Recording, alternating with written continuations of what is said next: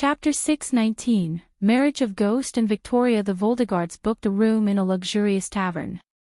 The ground floor was an inn that had several people drinking and dancing.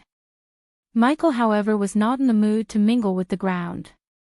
Instead, he and Gaia followed Eve behind until they reached the wooden door. "This is your room. If you need something, I am just a door away," Eve said as Michael twisted the metal knob, opening the door with a small creak. "See you tomorrow," Michael nodded at Eve before walking into his room with Gaia. The room was clean, neat, and cozy. There was a white queen bed big enough for Michael and Gaia, a large window draped with an orange curtain, blocking the light, and a small round table with a couple of red chairs for them to dine in. Nightmare leaped onto the bed and bounced on it to see how bumpy the bed was. "Thusians, huh?" Gaia asked, closing the door behind her. The room fell silent as Michael just leaned on the wall watching the busy streets through the cracks between the curtains. "If it makes you any better, we can go kill them," Gaia came to his side. She slowly hugged him from behind and rested her head on his shoulder. Immediately, Michael felt the light jasmine fragrance coming from her. Her hug was tight and warm. It had a certain magical effect to make him smile for a moment. Put simply, Michael was already planning on it. The best way to contain his anger was to blow off some steam. Otherwise, his mind wouldn't work at full capacity. As a result, he might make mistakes. Michael did not want to make any mistakes, especially now with the sea folks on his tail. Therefore, Michael decided to kill the Thusians. However, he had to wait till the night falls when his power would grow significantly. Meanwhile, Michael sent a couple of drones to follow the Thusians and ordered Azazel to watch the feed. Michael ordered Azazel to inform him as soon as possible in case something felt wrong. After Heinberg's death, Michael was thinking of something permanent to watch over the feeds coming from the spiders. Since Azazel was in physical form, he would be more useful to Michael outside the dark forest than inside. He wanted something else to take Azazel's place of watching the feed. "Why don't we go into their room, make them weaker with the plague and kill them nice and slowly?" Gaia slowly ran her fingers through Michael's chest. Her voice was extremely seductive. If it wasn't for his promise that he wouldn't take her before the marriage, he would have been on the bed right now. But even her seductive tone couldn't take his mind off of the Thusians. Every time he blinked, he could see nothing but dead bodies and the burning sanctuary. After merging with all the soul pieces, the feeling of betrayal became several times stronger. At that moment, he would give anything to wipe out Thusia from existence. "Hey Gaia," Michael turned around to look her in her eyes. "What do you say we go to Thusia after coming out of Maze Roth?" asked Michael. This chapter upload first at Novelbin. Net. If you want to read more chapters, please visit Novel Next. Com to experience faster update speed. "I thought you'd never ask," Gaia headbutted Michael gently. Initially, Gaia thought her life was a tragedy. But her life seemed all rainbows and butterflies compared to Michael's. So Gaia wanted to help him destroy Thusia before dealing with her own kingdom. To be honest, she felt no rush to visit Nagaland until at least she was at fusion stage. "It's time I pay them back for what they did to me." Michael and Gaia silently waited till nightfall. Today the sky was pitch black without a moon or any stars. When the previously busy steers became void of any crowd, Michael and Gaia flew through the window. Michael headed towards the tavern where the Thusians were staying. For some reason, the Thusians decided to stay in a tavern in the middle of a forest. Granted, Michael could see the crystal blue lake outside the tavern, giving the customers a nice view. Inside the tavern, one minister at soul refining stage and 3 elders at fusion stage sat before a fireplace, enjoying the hot coffee. The red-haired minister leaned back on his chair, gazing at the ice crystal in his hand. The Thusians could hardly see the triangular-shaped heart trapped within the ice crystal. "Give it to me, Rida. I want to take a look at it." Freddy, who was a dark-haired lean man, furrowed his gaze. The four of them were best friends long before Rida had become a minister. Thus, they called each by their name instead of any honorifics. I bought it so I get to hold it, Rida chuckled. While the four friends were having a good time under the fireplace's warmth, they noticed a group of elves entering the hall through the wooden door. These elves seemed to be guarding the elven woman in the middle. Ignoring their gazes, the elves climbed the stairs to get to the second floor. I have seen her somewhere, Rida rubbed his chin. He poked every corner of his brain to see where he met her. She seemed awfully familiar to Rida. Hey Dumbo, didn't you see the single silver leaf symbol on their chests? They are the Valren family, Freddy rolled his eyes. The Valrens were another powerful family in Aar, but they were not from Gondolin. Rather, the Valrens hailed from Sil Allery. Since the Valrens were relatives to Sil Allery's king Lycler Allery, the Valrens held unprecedented power within Sil Allery. Coupled with the fact that one of the Valrens was an Alpha Guardian, none dared to cross the Valrens in Sil Allery. After hearing Freddy, Rida had a moment of realization. She is Tenulia Valren. I knew I saw her somewhere. She visited Thusia and met with Her Royal Highness, didn't she? Rida recalled Tenulia meeting with Victoria a few months ago before the latter went to Mazeroth.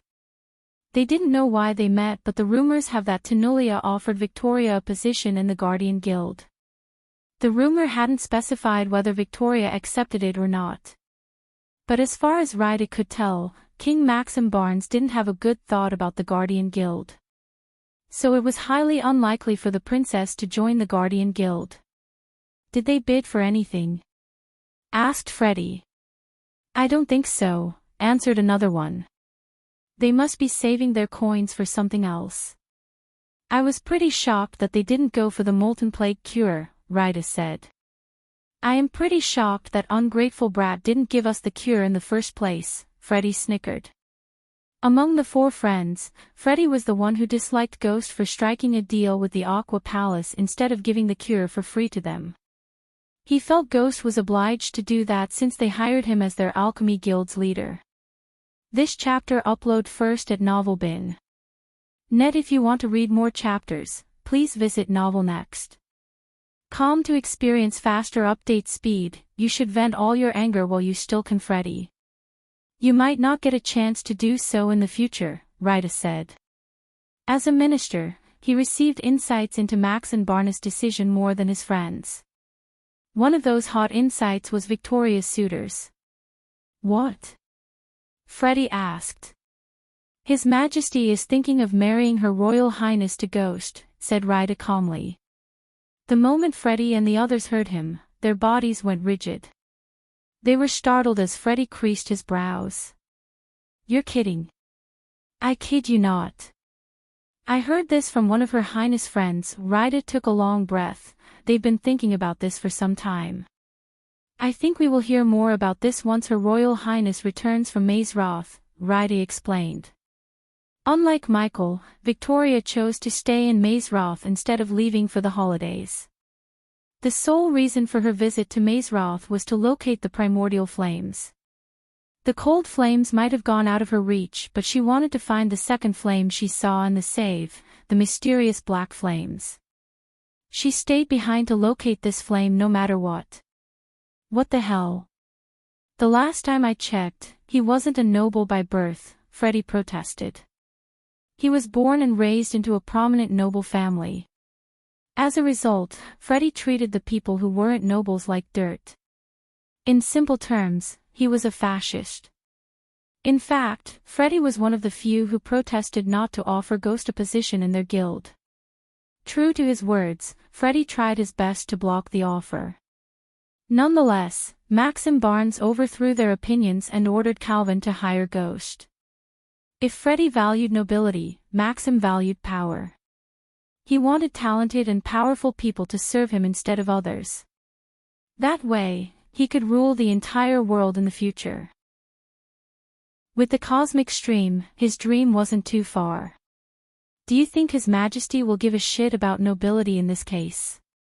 He is a heaven-defying prodigy, 5-star alchemist, and now, the king of Bredia. To be honest, he is no lesser than Her Royal Highness in any way. I am with Rida on this one. A bald-headed man named Sindre sided with Rida. I heard about Ghost. His achievements are quite shocking. With time and resources, he might hit the fusion stage within a few years from now on. Once he reaches the fusion stage, I won't be surprised if the Empress herself asked his hand in marriage for one of her daughters. So what if that happens, huh? Do you expect Her Royal Highness to be his secondary queen? Freddie asked with a tinge of fury in his eyes. That's for His Majesty to figure out. Just lay back and relax. We don't get paid to think about their family affairs, Sindre replied. Chodak. Suddenly as they were talking, they heard thudding footsteps above them. Did you hear that? They all quickly spread their senses to see if there was someone outside. However, their senses picked up nothing. Might be a cat or something. Ryder refused to pay much mind to the footsteps. After all, he didn't need to worry about security as the place had runes and arrays to stop and neutralize any unauthorized visitors. Chapter 620. Enslaving a God. At that moment, 3 bright lights floated inside a lavish throne hall. The walls surrounding the 3 lights had high, stained glass windows of mesmerizing mosaics concealed by curtains adorned with intricate embroidery and jewels.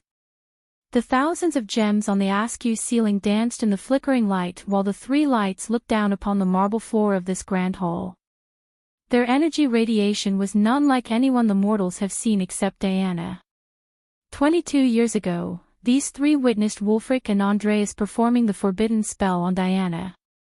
The 3 of them thought they had closed the chapter of Dark Lord forever until yesterday. He didn't only return to this universe but also had the power to rival them as a celestial being. Just a thought of the Dark Lord made these Sky Hall elders shiver to the core. The 3 lights gradually lost their radiance, showing a silhouette inside each light. How could this be? We were there when the portal to the Void Realm opened. We saw Wulfric and Andreas sending the Dark Lord to Earth. How could this happen? How is he here? A white-haired woman clad in sky-blue armor stepped out of the light. She was tall, stern, and radiated an aura of a warrior. Although she didn't carry a weapon in hand, she seemed like an embodiment of the word warrior. Yet, even a fierce warrior like her stuttered when talking about the Dark Lord. What they witnessed yesterday sent shivers running through their spines. What shocked them further was the Dark Lord sensed their presence. Something must have gone wrong with the ritual. A cold voice resonated in the hall as a short burly figure with a pot belly, thick long bushy beard, and long hair walked out of the light. Even after reaching the celestial stage, the man couldn't stop excluding a drunken Viking vibe. Despite his status, the man only wore leather greaves and leather shoulder armor. We could ask Aladir, but oh wait, he's escaped from his imprisonment. This time, an elven man with haughtiness stepped out of the light. Sarcasm oozed out of his voice. The 3 bright lights faded away, revealing their figures clearly. The warrior lady was a human, the burly man was a dwarf, and finally, the sarcastic man was an elf. The archangels are scouring the Ukilan realm as we speak, the lady said.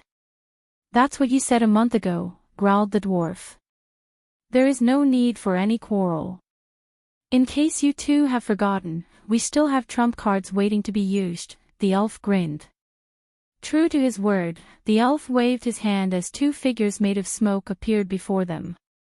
Slowly, each smoky figure turned into a young woman.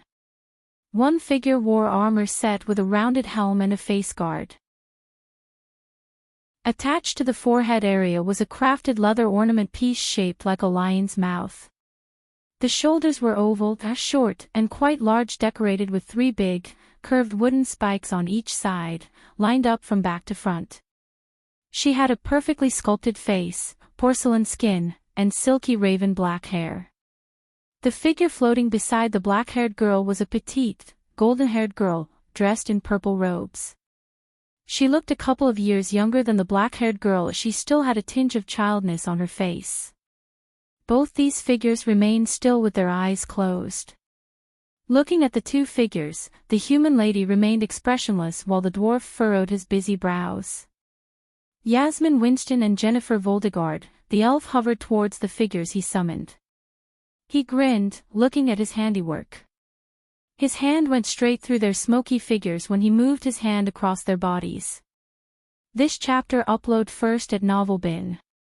Net. If you want to read more chapters, please visit Novel Next. To experience faster update speed, the God of Light only has two weaknesses. The elf raised two fingers, family and love. With them, we can exploit his weaknesses, the elf smirked. Judging by the elf's look, the dwarf knew he had formed a long-time plan way before they actually agreed to clone two humans.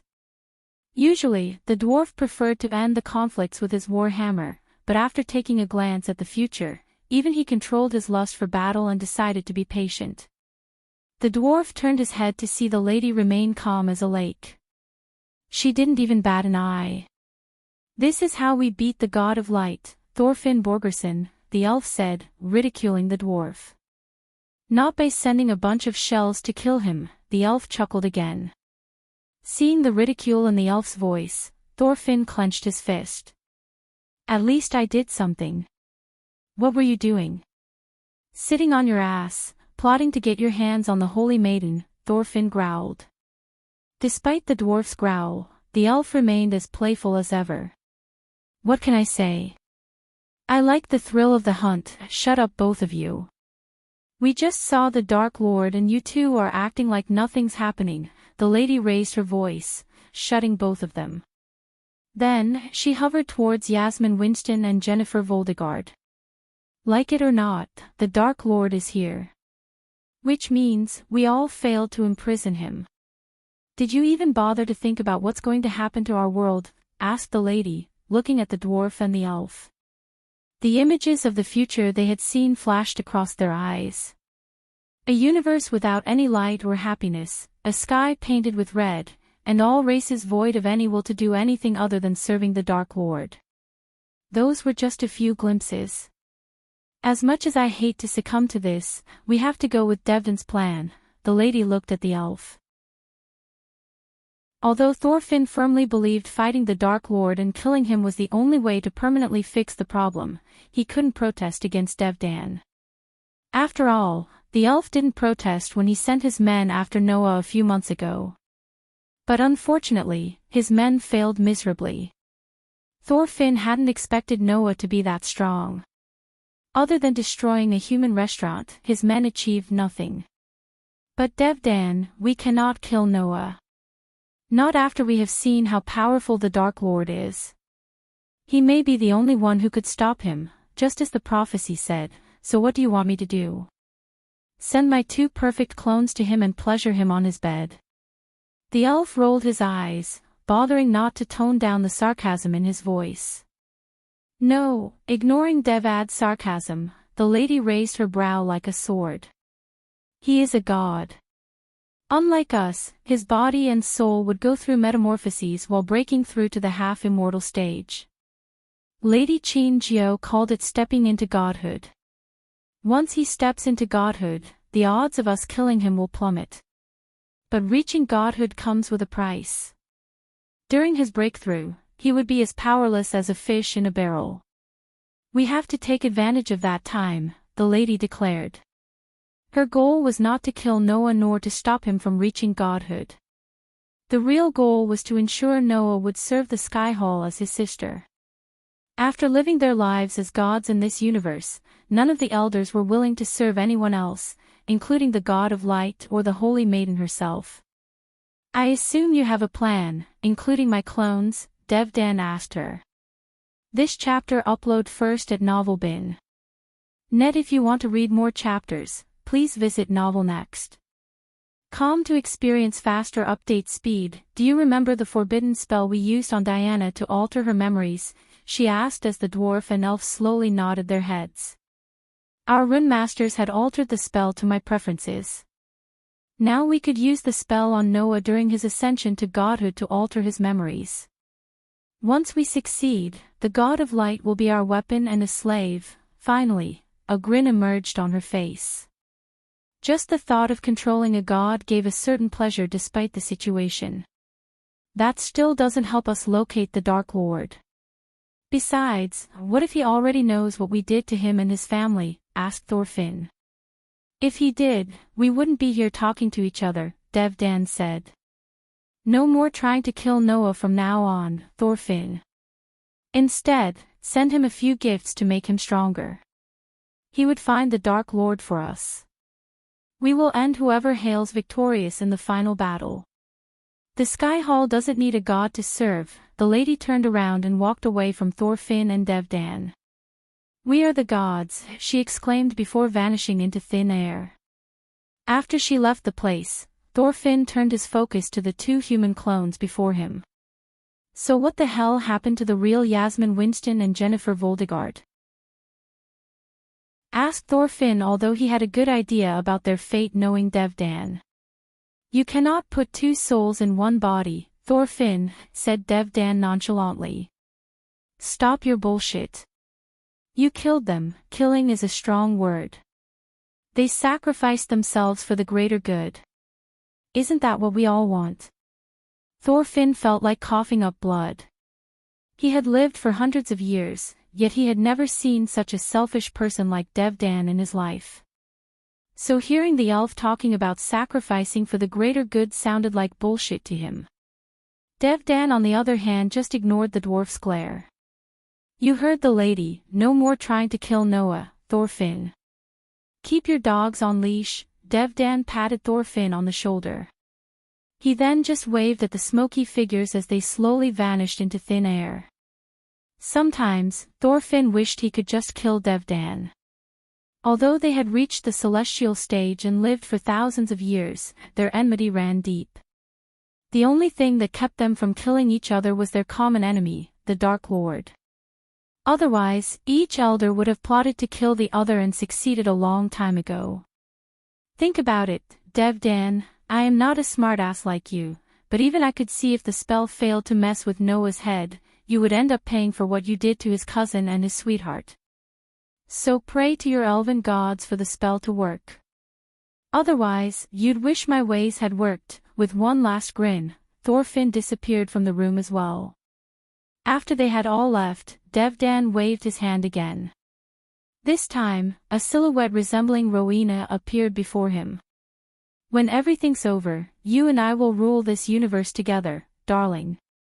You and me. Devdan grinned with eyes full of lust. He had never lusted over a girl in his entire life, let alone a human girl. But something about her made Devdan long for her like crazy. Soon, I will get you. Chapter 621, Ambushing Tanulia Valran. Back in the tavern on the outskirts of Alan Allery, one of the three dukedoms and where the Aqua Palace was located, Tanulia Valran made her way to the carriage waiting outside. The soldiers followed her close despite her cultivation stage. To be honest, she didn't need any protection as she was the strongest among them. Her guards were only at the soul refining stage. The carriage waiting outside was hooked to horses rather than a Pegasus. Upon seeing the moonless sky, the darkness reminded Tanulia of the Dark Lord.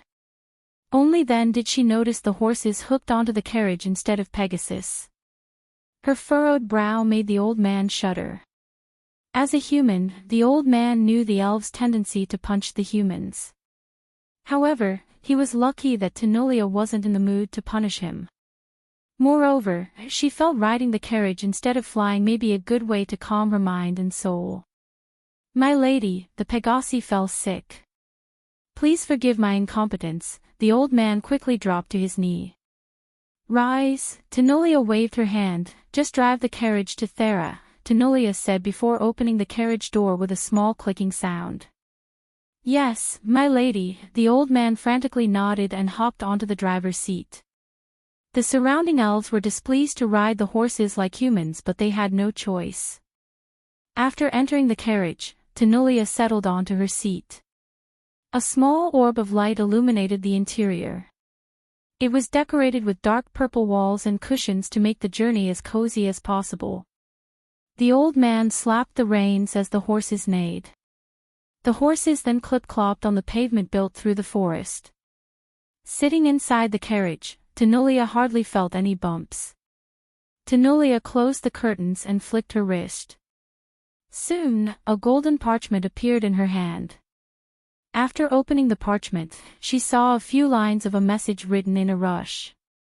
She could hardly make out the words. "The Dark Lord is in Thera." Tenolia mumbled the words written on the parchment. After escaping the Dark Lord's wrath and dreidel, the elders ordered her to stay as far as possible from the Dark Lord. They didn't want Tenolia to obstruct Mutrad's investigation. However, Tenolia sought revenge. She couldn't help it. After all, her decisions caused the lives of many loyal guardians, including Tiriana and Peyton. Lucifer, Tenolia clenched her fist. There was spite in her voice. Cough, cough. Suddenly, Tenolia coughed twice, closing her mouth. When she moved her hand away from the mouth, she noticed specks of blood on her palm. It had been a couple of days since she had been infected with the molten plague. She prepared to transfer her responsibilities to someone else in the Guardian Guild when she heard about the cure from one of Valren's family allies, the Hunts. According to them, they would have the cures in their hands by next week. For now, Tenolia and her family used the healing potions they stockpiled over the years. This chapter upload first at Novelbin. Net. If you want to read more chapters, please visit Novelnext. Com to experience faster update speed. Avenge me if he kills me, Tenolia heard Peyton's voice in her head. As an Alpha Guardian, Tenolia made countless difficult decisions in her life. However, none of them resulted in utter destruction except in the case of the Dark Lord. She thought sacrificing Tiriana to catch the Dark Lord would be worth it, but not only she couldn't catch the Dark Lord but she also lost Peyton. Moreover, Tenolia heard the elders were considering making Noah an Alpha Guardian once he reaches the fusion stage from the other Alpha Guardians. Although Tenolia had no objection to making Noah an Alpha Guardian, she didn't want Noah to catch the Dark Lord. Because if he did, Noah would prefer to put the Dark Lord in a special prison rather than end his life. Tenolia sought revenge. She wanted to slowly squeeze the life out of the Dark Lord. There was no way in hell Tenolia would let the Dark Lord live after what he did to her men and her ship. She slammed the cushion in anger. Bastard, Tenolia growled. Blood slowly dripped through her nostrils as she clenched her fist tight. She began to feel weak. Hopefully, she will get the cure soon. After wiping off the blood, she wondered when and how she got infected by the molten plague. She looked at the blood on her face and shoved her thoughts to the back of her mind. To everyone's surprise, the horses following the carriage behind neighed. Tenolia quickly put the scroll down and opened the curtains. She then put her head outside to get completely stunned by what she saw. The 5 guards who were following the carriage were nowhere to be seen. Stop! Tenolia ordered the carriage driver. True to her orders, the old man pulled the reins back, slowly stopping the carriage. Before she could step outside the carriage, the old man opened the door for her. Tenolia looked at the shuddering old man. The old man carried a torch to look around. With the torch's dim light, the old man could see horses neighing behind the carriages. To his surprise, the soul refiners riding the horses were nowhere to be seen. What? The old man shuddered. By this time, Tenolia had stepped out of the carriage. She noticed the old man gazing behind the carriage. When she turned her head, she could only see the frightened horses but not her guards. Immediately, Tenolia conjured a ball of light that emanated a bright white light several times brighter than the torch. As she cautiously approached the horses, they neighed louder and louder as though they were frightened by something. She surveyed the sight continuously, careful not to miss the smallest detail. "My lady, where did they go?" the old man asked in a husky voice. There was dread and fear in his voice. One moment the 4 soul refiners were following him behind, and the next moment, they disappeared without a trace. Judging by the frown on her face, the old man didn't think the soul refiners left their horses under her order. Suddenly, the old man heard a rustling sound as he quickly jerked his head in the direction where the sound came. Cough, cough, Tenolia coughed again. This chapter upload first at Novel Bin. Net if you want to read more chapters, please visit Novel Next. Calm to experience faster update speed, she quickly flicked her wrist, taking out a sparkling blue healing potion from her space ring. Without wasting a second, she emptied the potion into her mouth. There was something eerie about this. The horses kept neighing until they suddenly ran off into the sea of trees, disappearing from her sight. Leaves rained down upon them as though it was autumn, and the ground was blanketed by dead leaves. Although Tenolia knew something was obviously wrong and eerie, she was unable to pinpoint it. Aside from the sound of hooves crunching the leaves and the old man's teeth cluttering in fear, the forest was silent. Make them shut up, Tenolia ordered the old man. The sound of horses neighing annoyed her. Nothing has happened to me. It's all right, the old man mumbled, shaking the worries from his mind. Once he arrived near the horses, he gently brushed the horse's man to calm it down. With gentle movement, he was able to make one calm, but when he was about to touch the second horse, he felt a strong gust of wind brush past him. The wind almost knocked him down to the ground. The old man couldn't remain calm any longer. His frail legs began to shiver. Who is there? Snarled Tenolia. Just like the old man, she also felt the gust of wind. Unfortunately, the wind put out the torch, as well as the orb of light floated beside Tenolia. As a result, darkness enveloped them. My lady! Suddenly, Tenolia heard a wail of cry resonating from the woods. As though in a queue, several arrows shot out from all directions, penetrating the carriage and Tenolia's hand. It's an ambush, shouted the old man. Unsheathing sound echoed through the forest as Tenolia drew the silver sword hanging on her waist. Due to the molten plague's effects, Tenolia lost most of her connection to the arch and celestial energy. She swung the sword, cutting some of the arrows in half. As an Alpha Guardian, she was trained to use all the weapons including swords. With precise swings, she was able to defend herself. Despite her weak state, she readied herself to cast a defense shield. But the barrage of arrows stopped. Several dozen arrows riddled the carriage, yet none of them harmed the old man or the two horses. The forest was once again quiet, with only the old man's cluttering teeth to cut the silence. Tenolia held the arrow sticking out of her left arm, trembling as blood flowed down. Although the Valran family inquired with the Hunt family about the cure, they did not reveal Tenolia's condition. After all, if the rival families got any whiff of the Valran family having a sick one and a protector at that, the rival families would attack them like a pack of hungry hyenas. When Tenolia thought about it, everything led her to believe this was either a mind-blowing coincidence or a perfectly planned ambush. Except for her parents, no one knew about her sickness, not even her personal guards. The possibility of her being attacked at the precise moment when she was weak and vulnerable was highly unlikely unless someone had planned everything perfectly. Still, the question remained. How did one learn about Tenolia's sickness? My lady, are you there? The old man could hardly raise his voice. He just crawled under the carriage and curled into a ball to make himself as small as possible. At the end of the day, he was just a carriage driver who had no obligation to die for the elves. Unlike her personal guards, he was just working for coins. So he would rather save himself than die for Tenolia. Besides, he was not a fighter. The most powerful thing he killed was a wild boar when he went hunting with his 5 friends. Shut up, Tenolia growled with a tinge of pain and anger in her voice. Twinkle, twinkle, little star. Suddenly, a woman's voice reverberated in the area.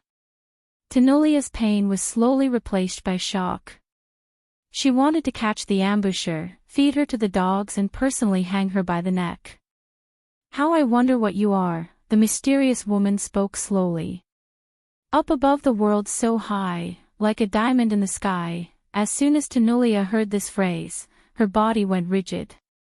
She had heard these exact words before. To be exact, 25 years ago, when she met the heaven-defying prodigy of the Hunt family, Harriet Hunt. Chapter 622, Gaia vs. Harriet. Tenulia gritted her teeth, moving her head to the side. Her pointy ears twitched as she heard a rustling sound from the dark woods. She pulled out the arrow from her hand. Show yourself, Tenulia snarled. She snapped her finger as the torch on the ground lit up. Soon, Tenulia saw a figure walking out of the darkness in the torchlight. The figure wore a dark cloak. Under the cloak showing the glint of metal armor. With every step, a mild clanking sound echoed. However, the metal armor didn't resemble the ones the knights or royal guards wore. Rather, it seemed like the figure etched armor plates into flexible leather armor. Tenulia had fought soldiers wearing metal plate armor before. So she knew the drawbacks of cladding in full metal plate armor. In exchange for protection and defense, they forsake their movement and agility. Who are you? Tenulia asked the figure. Although the figure spoke the exact same words Harriet Hunt used to recite, Tenulia couldn't believe the figure might be the legendary Harriet Hunt. She died in an accident along with her two sisters. Besides, when Tenulia met Harriet 25 years ago, the latter was at the core strengthening stage. With Harriet's cultivation speed, she would have reached at least a fusion stage cultivator by now if she was alive. However, the figure who walked out of the shadows was only a soul refining stage cultivator. There was no way it was Harriet Hunt. To her surprise, the figure didn't attack Tenulia. Instead, the figure kept walking toward her. Tenulia grasped her sword tightly. She readied herself for the upcoming battle. Her instinct screamed at her to leap into the fray.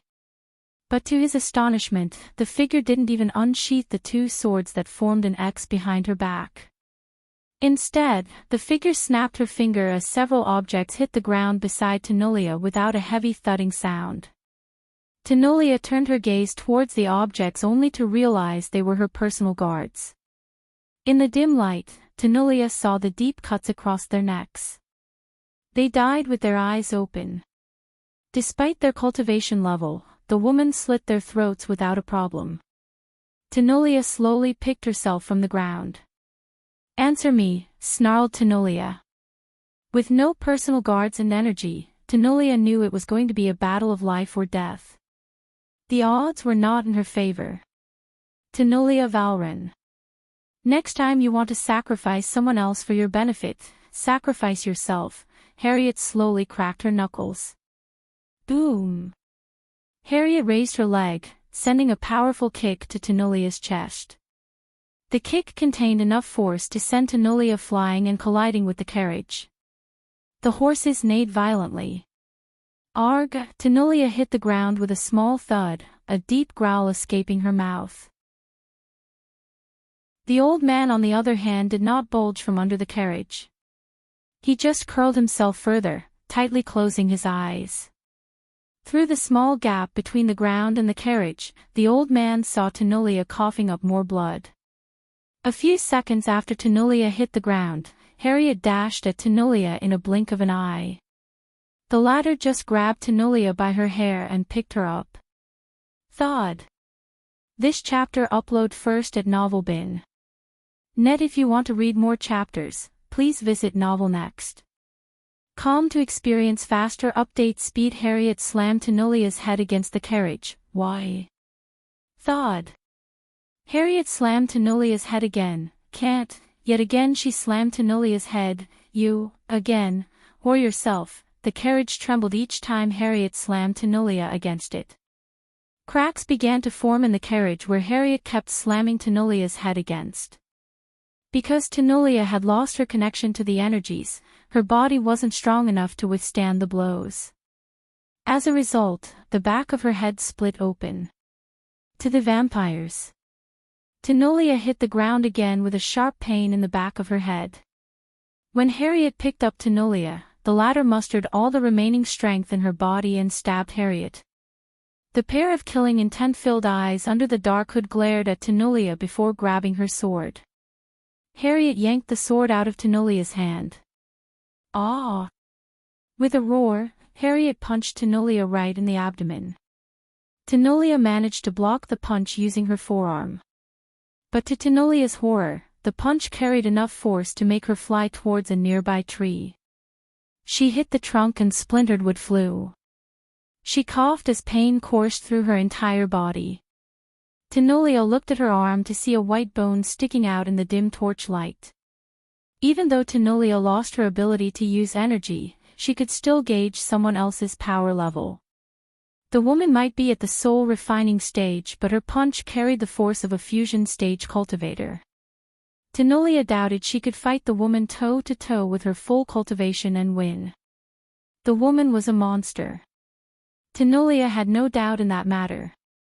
By the time Tenolia managed to pick herself up again, Harriet appeared in front of her in a flash. Tenolia could feel the murderous aura radiating from the woman's body. Tenolia had never felt such killing intent. It was as though the woman craved taking her life in the most brutal way possible. But no matter what, Tenolia wouldn't go without a fight or beg for mercy. Tenolia was coughing hard as her chest was rising and falling rapidly. But she was standing. Her entire body was riddled with cuts and bruises. Blood dripped from her wounds, covering the ground under her feet. Despite the injuries, the fighting spirit in Tenolia's eyes continued blazing. Tenolia wiped the blood coming from a cut on his lips. On the other hand, Harriet put a pause on hitting Tenolia. Instead, stabbed her black sword into the tree just a few inches above Tenolia. Coward, Tenolia spat on Harriet's face. This chapter upload first at NovelBin. Net. If you want to read more chapters, please visit novelnext.com to experience faster update speed. Ignoring the bloody saliva on her dark mask, Harriet took a step back. She slowly pushed back the cloak, revealing her long raven black hair. This mask I wear is not for me. It's to protect the people I care about. I put it down for some time, only to realize people like you will always try to harm them one way or another. Would you like to see me without my mask? Asked Harriet. Under Tenolia's gaze, Harriet slowly removed the black mask to reveal her face in the dim light. And the moment Tenolia laid her eyes on Harriet, she was stupefied. No, Tenolia mumbled. It was Harriet Hunt herself standing in front of her. Tenolia thought she died. Not only Tenolia but the entire R thought she had died. However, there was no doubt in Tenolia's mind, she was Harriet Hunt. The heaven-defying prodigy was too special of a person for Tenolia to forget. You. Words didn't come out of Tenolia's mouth. How did you? Harriet did not reply. She threw the mask onto the ground and cracked her fists. Without giving any time for Tenolia to react, Harriet began to punch her rapidly. The images of Sabrina getting tortured by the vampires flashed across Harriet's eyes. Her rage multiplied by several folds when she thought about Sabrina and Tenolia's involvement. For the first 20 to 30 punches, Tenolia tried to block. But as time went by, Harriet's punches became more violent and powerful. The light in Tenolia's eyes slowly started to fade away as her legs gave up. Still, Harriet grabbed her by her neck and kept punching Tenolia in the chest using the other bloody fist. Blood spurted out from Tenolia's chest as Harriet rained down violent punches. A few seconds later, Tenolia's chest caved in. When the light in Tenolia's eyes was completely dimmed, Harriet threw Tenolia's body into the air above like the elf weighed nothing. When Tenolia hit a certain height in the air, gravity pulled her down to the ground. Seeing Tenolia coming down, Harriet twisted the sword she stabbed in the tree. Just like she calculated, Tenolia's neck came into contact with the blade. Blood sprayed out as her head was severed from her body. It flew into the air and dropped and rolled onto the air. Harriet noticed there were tears in the corner of Tenulia's eyes. Was it rage, shock, or regret? Harriet did not know. To be honest, there was no need to find the answer. Tenulia sent Sabrina into a trap, knowing what the vampires would do to her. Harriet had to kill Tenulia before she could harm her family any more than she had already. Harriet felt no regret or remorse, not even a bit. If roles were changed and she hurt one of the Valrans, Harriet doubted Tenulia would show her any mercy. A while later, the headless body hit the ground. Harriet turned her gaze to the body, noticing the glowing rune on Tenulia's chest. If Harriet had severed Tenulia's head herself, the rune would have transferred itself to her, and the Valrans would have come seeking revenge. However, Tenulia died by falling from the air and cutting her head with the sword. So the rune had no living person to attach itself to. This was a small trick Harriet picked when she trained under Wulfric. Even after killing Tenulia, Harriet's anger didn't lose its flame. On the contrary, it blazed brighter and hotter. But for now, she took a deep breath and extended her arm towards the mask as it flew straight into her hand. Harriet wore the mask and pulled back the hood to cover her head. After taking several steps away from the head and Tenulia's body, Harriet looked at the sky. The moonless sky reminded Harriet of the night she had lost Dean. She may have failed to protect him once, but the gods have given her a second chance. She had waited for this moment. With Tenulia out of the way, her son Ghost would have an easier time hiding his other persona. "This is what you get for messing with House of Halrid," Harriet spoke, loud enough for the old man hiding under the carriage to hear. Having a conversation with Alicia about House of Halrid's involvement in Peyton's murder helped Harriet sow an enmity between House Halrid and House Valron. Simply put, Harriet got two birds with one stone. She couldn't wait to see the treacherous guardians go against the House of Halrid. Chapter 623, Gaia vs. Harriet 2. After killing Tenulia, Harriet ready to leave the area. Just as she was about to disappear into the woods, Harriet heard a rustling sound. Harriet paused on her steps, waiting for another one to walk out of the shadows. As Harriet expected, a figure clad in black armor from head to toe emerged from the woods. Just with a single look, Harriet could tell the figure was a woman due to the perfect hourglass structure and the way she walked toward her. Harriet stared at the crimson-red glistening under the dark hood. "Would you answer me if I asked who you are?" Harriet heard the woman talk. There was a shock in her voice. Her glistening eyes looked around the place. They briefly paused at Tenulia's head. Harriet swallowed a mouthful of saliva. Her heartbeat rose. There was no way Harriet would fight the girl before her. It was not because Harriet feared her but because Harriet knew the girl's identity.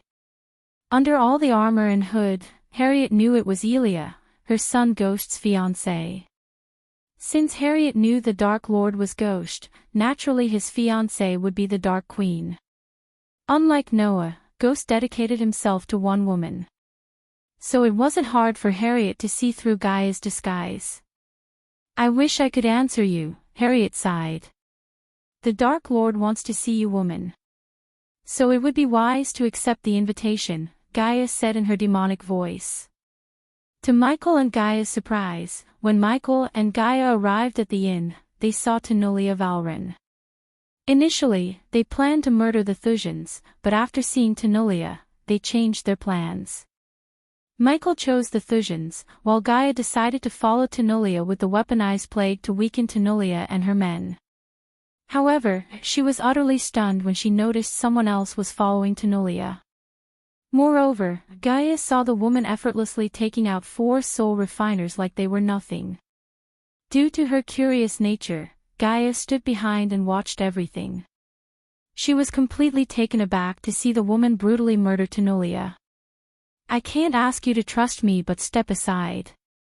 "We don't have to do this," Harriet exclaimed. Gaia was surprised to hear the tinge of helplessness in the woman's voice. She was a soul-refining stage level 5 cultivator. Thus, Gaia knew the woman had nothing to fear her. In fact, after seeing how she handled herself, Gaia was sure the woman could fight her toe-to-toe. Yet, the woman seemed to want to avoid the battle. You are right. We don't have to. So come with me. I give you my word the Dark Lord won't harm you. Gaia had no intention of fighting the mysterious woman. As far as Gaia could tell, she shared the same hatred for the Guardians like Michael and her. So Gaia wanted to make the woman their subordinate. A powerful fighter such as her would make an excellent subordinate. Taking a deep breath, Harriet looked over her shoulder to see the old man, lying under the carriage without moving an inch. He is not dead, just sleeping, Gaia said. Before Gaia approached Harriet, she knocked out the old man so the old man wouldn't listen to their conversation. What about this? Let's have a friendly battle. Whoever lands the first blow wins, Harriet said. If that's what you want, so be it. If I win, you come with me. If you win, I'll let you go, Gaia agreed. However, Gaia had already surrounded the forest with spiders and drones. Even if Gaia couldn't beat the woman, she could follow the mysterious woman using the spiders and drones. To be honest, Gaia wasn't completely confident she could defeat the mysterious woman.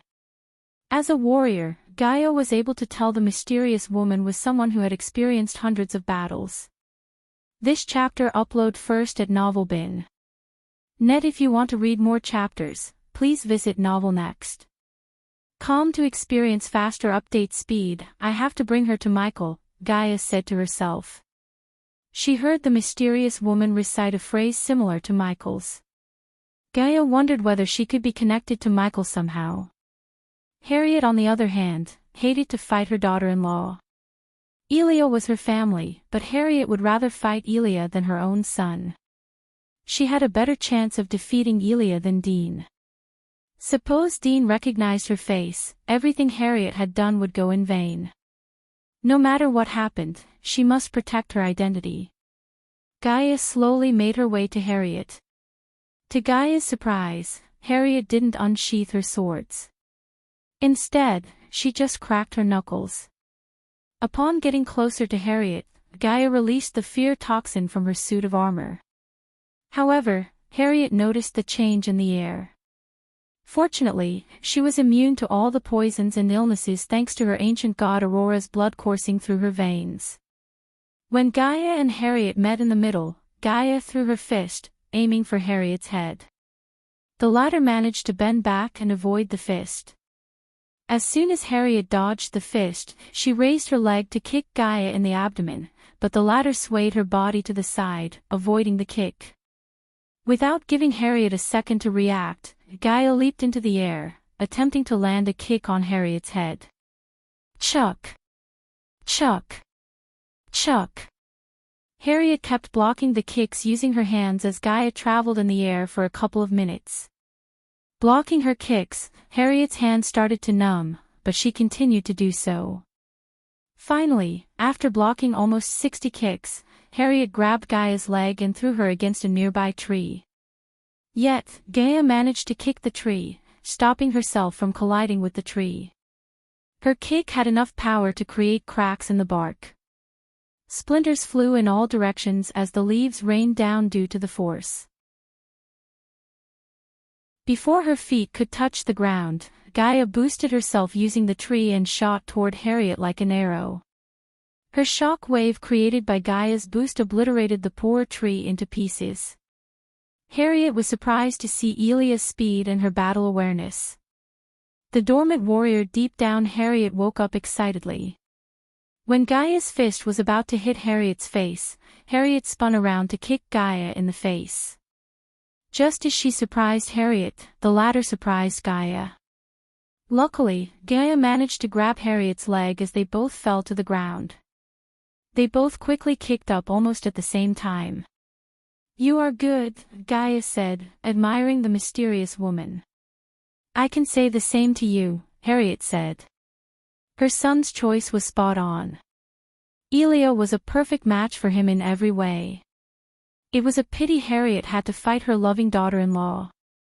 "You don't want to use those swords?" asked Gaia. She wanted to see if this woman possessed the same fighting style as Ghost. "You are an archer, not a swordsman," Harriet calmly said, surprising Gaia.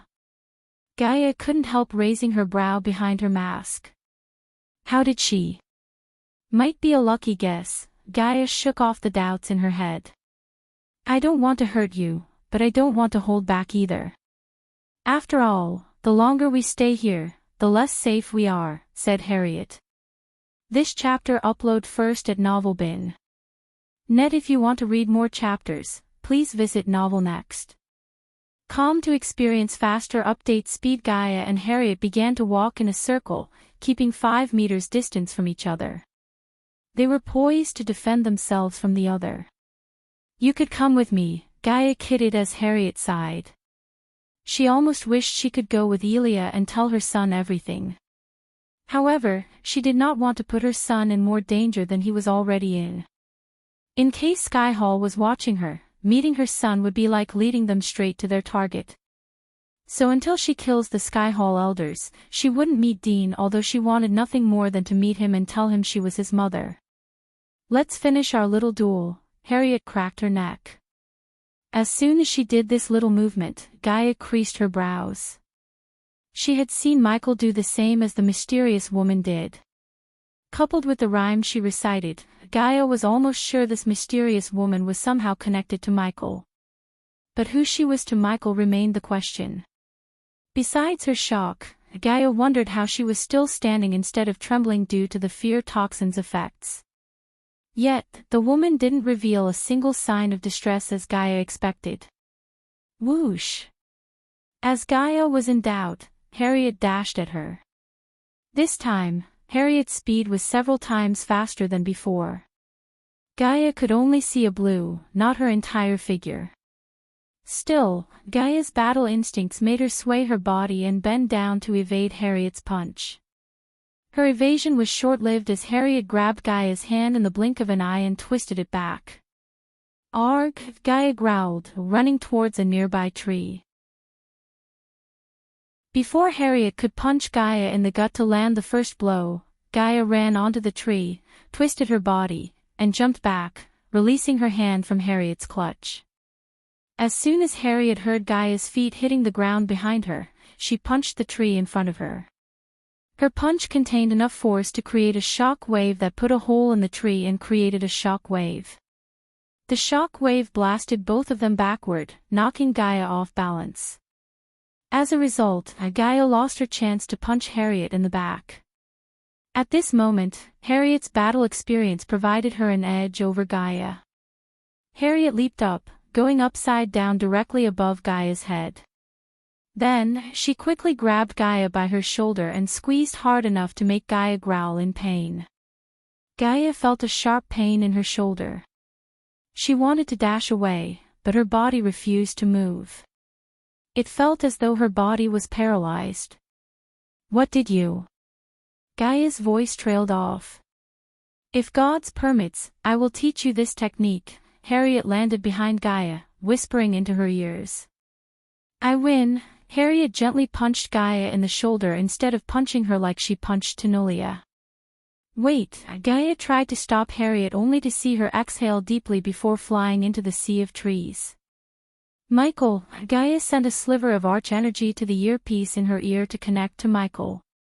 Gaia heard a click in her ears. "Are you in danger?" Then, she heard Michael. There was spite in his voice. "No," Gaia answered Michael. "Good. Whatever it is, it can wait. I am busy murdering these Thusian pigs." Chapter 624. First step in destroying Thusia. After the Valrans left the inn, the Thusians had the place to themselves. Except for the girl the king sent with them, they all remained in the hall, enjoying their hot beverage and the fireplace.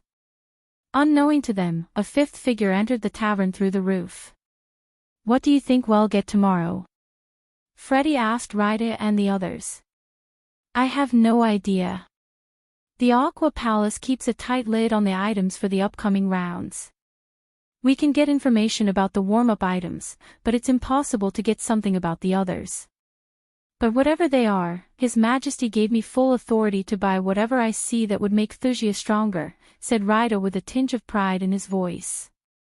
Not every day the king trusted Raido with an important task such as acquiring rare and valuable items for Thusia. Don't be too haughty, Raido. Seeing the grin on Raido's face, Freddy rolled his eyes. The king doesn't trust you. If he did, he would have given the coins to you instead of her. His words drained the smile on Raido's face. Although he didn't want to admit it, he knew that was the truth deep down. The king trusted the girl more than he trusted his ministers. Speaking of, is there something else going on with the girl? What do you mean? Freddy turned his gaze towards the bald man. The queen is awfully chummy with the girl. I get that she is Princess Victoria's best friend and all that. But it seems like she is more than that, Raido. Freddy, and the red-haired man who remained silent the whole time creased their brows. Oh come on, we are all thinking about it. There is no one here listening to us. The bold guy once again rolled his big eyes. Then speak your mind, Baldy, Freddy said. I think the king has a soft spot for her, Baldy whispered to the other four. Rumor has it King Maxim loved her big sister but couldn't get her. Instead, the king had to marry Queen Valeria, really. But who was she? If King Maxim was in love with her, she must have been something else, asked Freddy. This chapter upload first at NovelBin. Net. If you want to read more chapters, please visit Novel Next. Com to experience faster update speed in Yuja. Everyone knew Edith as Victoria's best friend. However, none of them knew about Edith's family background, including the ministers and prominent figures, except a few. Since Baldy mostly worked with the thieves and underground criminals in Thusia, he was able to get juicy rumors about everyone in Thusia, including the king. I don't know. Princess is keeping her identity tightly shut for some reason, said Baldy as he leaned closer to them. There might be a chance King Maxim is looking to marry her as his second queen. Since kings marrying several girls was a normal thing, they weren't surprised as Michael, who listened to their conversation through a spider. So he wants to get the little fish since he couldn't get the big one. Raido chuckled. They knew about King Maxim's thirst for power and stubbornness to get whatever he wanted no matter the cost. So it wouldn't surprise them if King Maxim married Edith despite their age difference. Yet again, the age difference wasn't a big deal among the cultivators. If I am right, Edith's sister might be a prominent figure somewhere. Suppose King Maxim married Edith, her big sister would be obliged to aid Thusia in the wars. It's a win-win for the king, Freddy said as the others gave him a slow nod. Wars. They are coming to an end in a few months. General Booth is literally killing thousands out there. Raido raised 3 fingers. It'll give you 3 months. In that time, Thusia will annex all those who stood against us and become the largest kingdom in Azair. After that, General Booth will be named the Duke of Valeria. Michael, who heard the name, clenched his fist. 2 years ago, General Booth destroyed his sanctuary and massacred the people who raised him. The man was a devil incarnate who loved the suffering of others. Michael remembered the grin on his face when he slaughtered everyone regardless of gender or age. He could imagine how powerful Booth is now with cosmic energy coursing through his veins. The only reason King Maxim Barnes wanted to build an empire was to hide the cosmic stream. If any kingdom left standing against Thusia, they might eventually find out about the cosmic stream. Michael knew Maxim would go to any length to prevent that from happening. That's what they are calling it? Asked Freddy. There was ridicule in his voice as though he would have chosen a better name than that. Yes, Freddy, that's what we are calling it. Don't forget you are a part of Thusia, the first empire to have vessels across continents, Raido deepened his voice. Initially, Kingdom Thusia was a part of the Elon continent. But King Maxim Barnes waged war against Kingdom Nalia and erased Nalia from the map. Soon, Nalia became the new Thusia as King Maxim transferred his capital to the Azer continent. Fortunately for King Maxim, Nalia was ruled by a dictator who couldn't care less about the citizens. So when King Maxim achieved a glorious victory, as the citizens welcomed King Maxim with bright smiles and parades. To this date, there wasn't a single protest against King Maxim for decimating Nalia. Although King Maxim was a treacherous, power-hungry man, he was a great king. Citizens prospered under his rule. As a result, he received undying loyalty and adoration from his people. Freddy nodded and leaned back in his chair. The burning logs crackled in the fireplace, breaking through the silence. Finally, they all just decided to stop gossiping and enjoy the moment. However, the four friends had no idea someone was standing around the corner, watching them and waiting for them to inhale more and more poisonous air. Cough, Freddy coughed. At first, it was a simple short cough. But as minutes passed, Freddy's coughing became rough and loud. What the? Freddy closed his mouth while coughing. When he pulled his palms away, he saw blood covering his inner palm. He was shocked, and so were the others. Before they could react, they all began to cough, just like Freddy. What is happening? Ryder stammered. He couldn't control the urge to cough. The more he coughed, the more pain he felt all over his body. Soon, blood sprayed out of their mouth. Suddenly, the chandelier began to flicker. Howling wind entered the hall, shaking the chandelier and everything in the room. The flames violently danced inside the fireplace, trying to fight the strong gusts of wind. They all tried to pick themselves up from the sofas. Cling! Baldy dropped the glass in his hand. Glass shattered into pieces. They kept coughing harder and harder until their faces turned pale. Little by little, their vision became blurry. To their astonishment, the room slowly grew darker and darker. A strong gust of wind snuffed out the chandelier, turning the place as dark as the midnight sky. The only light the four friends had was the weak flames swaying inside the fireplace. They dimly lit the place, hardly revealing anything. This chapter upload first at NovelBin. Net. If you want to read more chapters, please visit NovelNext.com to experience faster update speed. Since Ryder was the strongest among them, he was able to pick himself up with great difficulty. The others looked exhausted by coughing up blood. Although Ryder stood up, he didn't know what to do next. In fact, he didn't even know what was going on. One moment, they were sitting in front of the fireplace and enjoying their drinks, and the next, they were coughing up blood. He tried to spread his senses throughout the room, only to realize he simply couldn't. Arg, Ryder growled, trying to feel the celestial energy in the atmosphere. But no matter what, he couldn't feel anything except the excruciating pain in his lungs. How does it feel? All of a sudden, a demonic voice resonated in the area, followed by the sound of doors shutting around them. Ryder turned around, He screamed as a tall, dark, menacing figure stood before him. Ryder could see the glowing red eyes under a dark hood even in the dim light. Ryder stumbled backward, falling to the ground on his butt. His entire body shivered as though he was trapped in a snow mountain. You. Ryder stammered.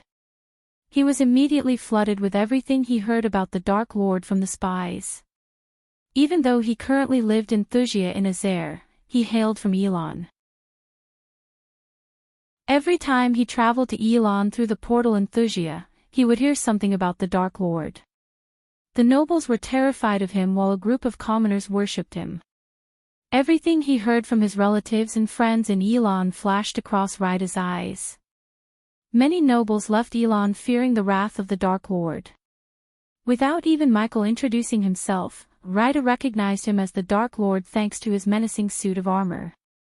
Ryder would have wet his pants if Michael wore his dark suit version too.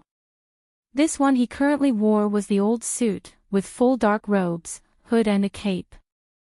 There were no intricate details, silver linings, metal plates or runes engraved onto this armor.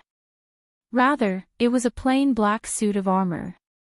Nonetheless, his legend made Ryda shiver at the simple sight of him. Thanks to the molten plague, Michael did not need any armor to protect himself.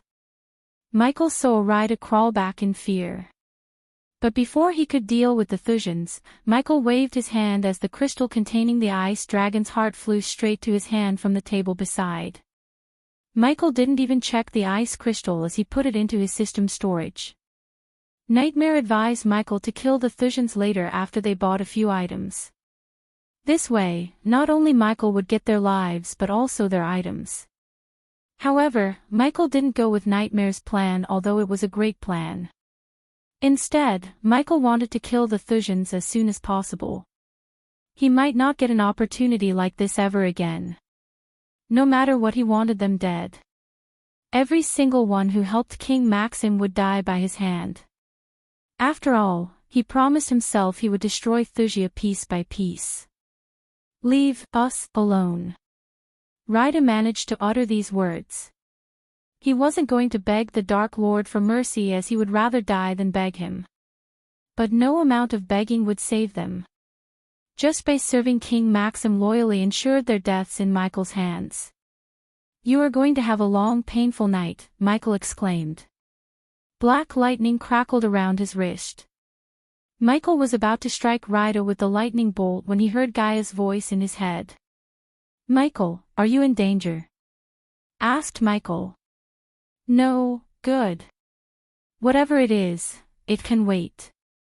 I am busy murdering these Thusian pigs." Michael didn't hide the cold killing in his heart. Hearing Michael, Ryda's heart skipped a beat. He tried to conjure a spell, only to fail.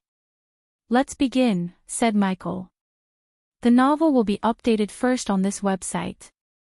Come back and continue reading tomorrow, everyone. The novel will be updated first on this website. Come back and continue reading tomorrow, everyone." Chapter 625, Michael vs. Layla Alden. Michael grabbed Ryda by his neck and lifted himself in the air. He was the strongest among the four. So Michael focused on Ryda. As Michael lifted Ryda in the air, his legs twitched. Ryda gasped for air, reaching out for Michael's neck.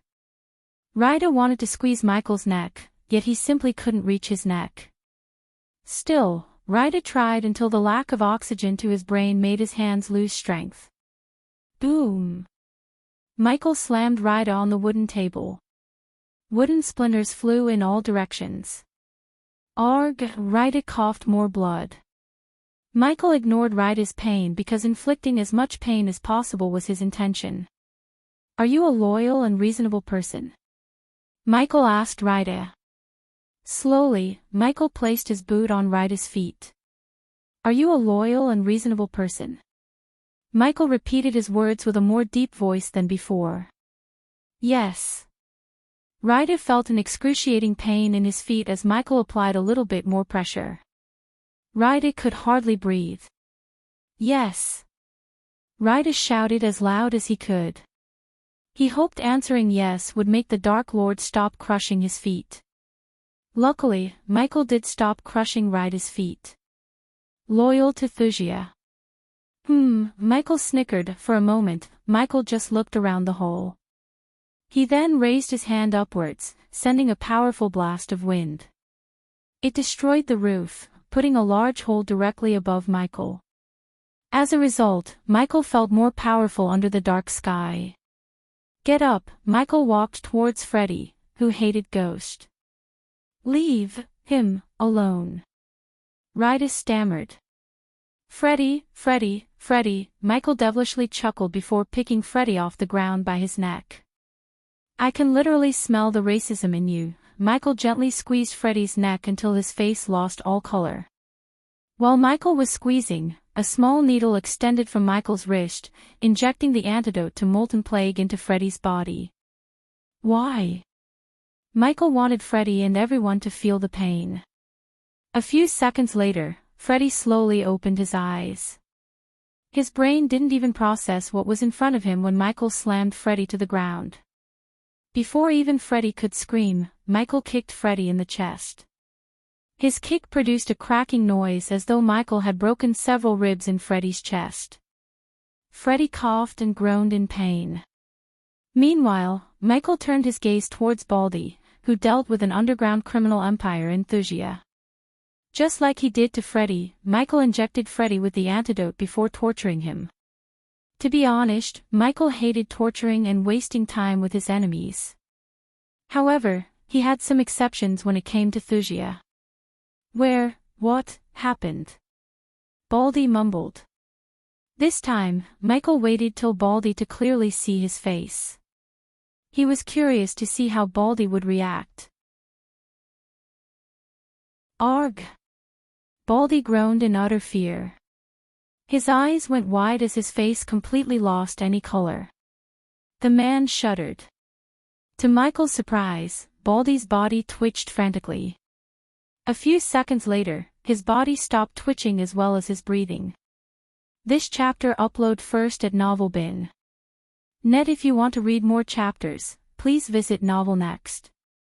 To experience faster update speed. Baldy surprised Michael by dying of a heart attack. The sight of Michael gave Baldy a heart attack. So they had heard about me in Wuxia. Michael thought. He threw the lifeless body of Baldy with a sigh. He wanted to inflict more pain on the man, but he was lucky to get a heart attack. If you want to read more chapters, please visit FreeWebNovel. To experience faster update speed. Baldy, Freddy and Ryder groaned. Among the three, Michael turned his gaze to the man who remained silent the whole time. Lightning bolts cracked around Michael's fist. Once again, the lightning bolt shot out from his finger, penetrating the man's calf. After hitting the man on the calf, Michael slowly walked towards him. Blood spurted out from the wound. Still, the man remained unconscious until Michael lifted him off the ground and injected him with the antidote. Silence fell inside the tavern for a moment. The anger in Michael's eyes made Freddy and Ryder shiver in fear. Since Michael had injected the antidote into everyone, they managed to regain some of their strength. Furthermore, they slowly felt their connection to the energies once again. You, Ryder groaned. His eyes turned predatory. Before Ryder could finish his sentence, the Dark Lord appeared in front of him in a blink of an eye and slapped him so hard that Ryder's wisdom tooth jumped out of his mouth. The tooth didn't even hit the ground when Michael pinched Freddy's nose. He put enough pressure to crush Freddy's nostrils. Stop! All of a sudden, a thunderous voice resonated in the room. Shockingly, he didn't sense a living being around him. That changed when a door several meters behind Freddy and Ryder opened. To Michael's astonishment, the young woman standing on the other side of the door was none other than Layla Alden. Michael's muscles went rigid as he felt what to do next. Michael then noticed Edith stepping aside from Layla's shadows. The Dark Lord, Edith mumbled under her breath. A tinge of fear in her voice. The two ladies stared at Michael without blinking an eye. Looking at the groaning men, Layla furrowed her brows. Take them and leave this place, Layla ordered Edith. No, just as Edith was about to take a step forward, Michael raised his voice. His shout had enough power to push Edith a step back. Although Layla was at fusion stage level 10, Michael did not fear her.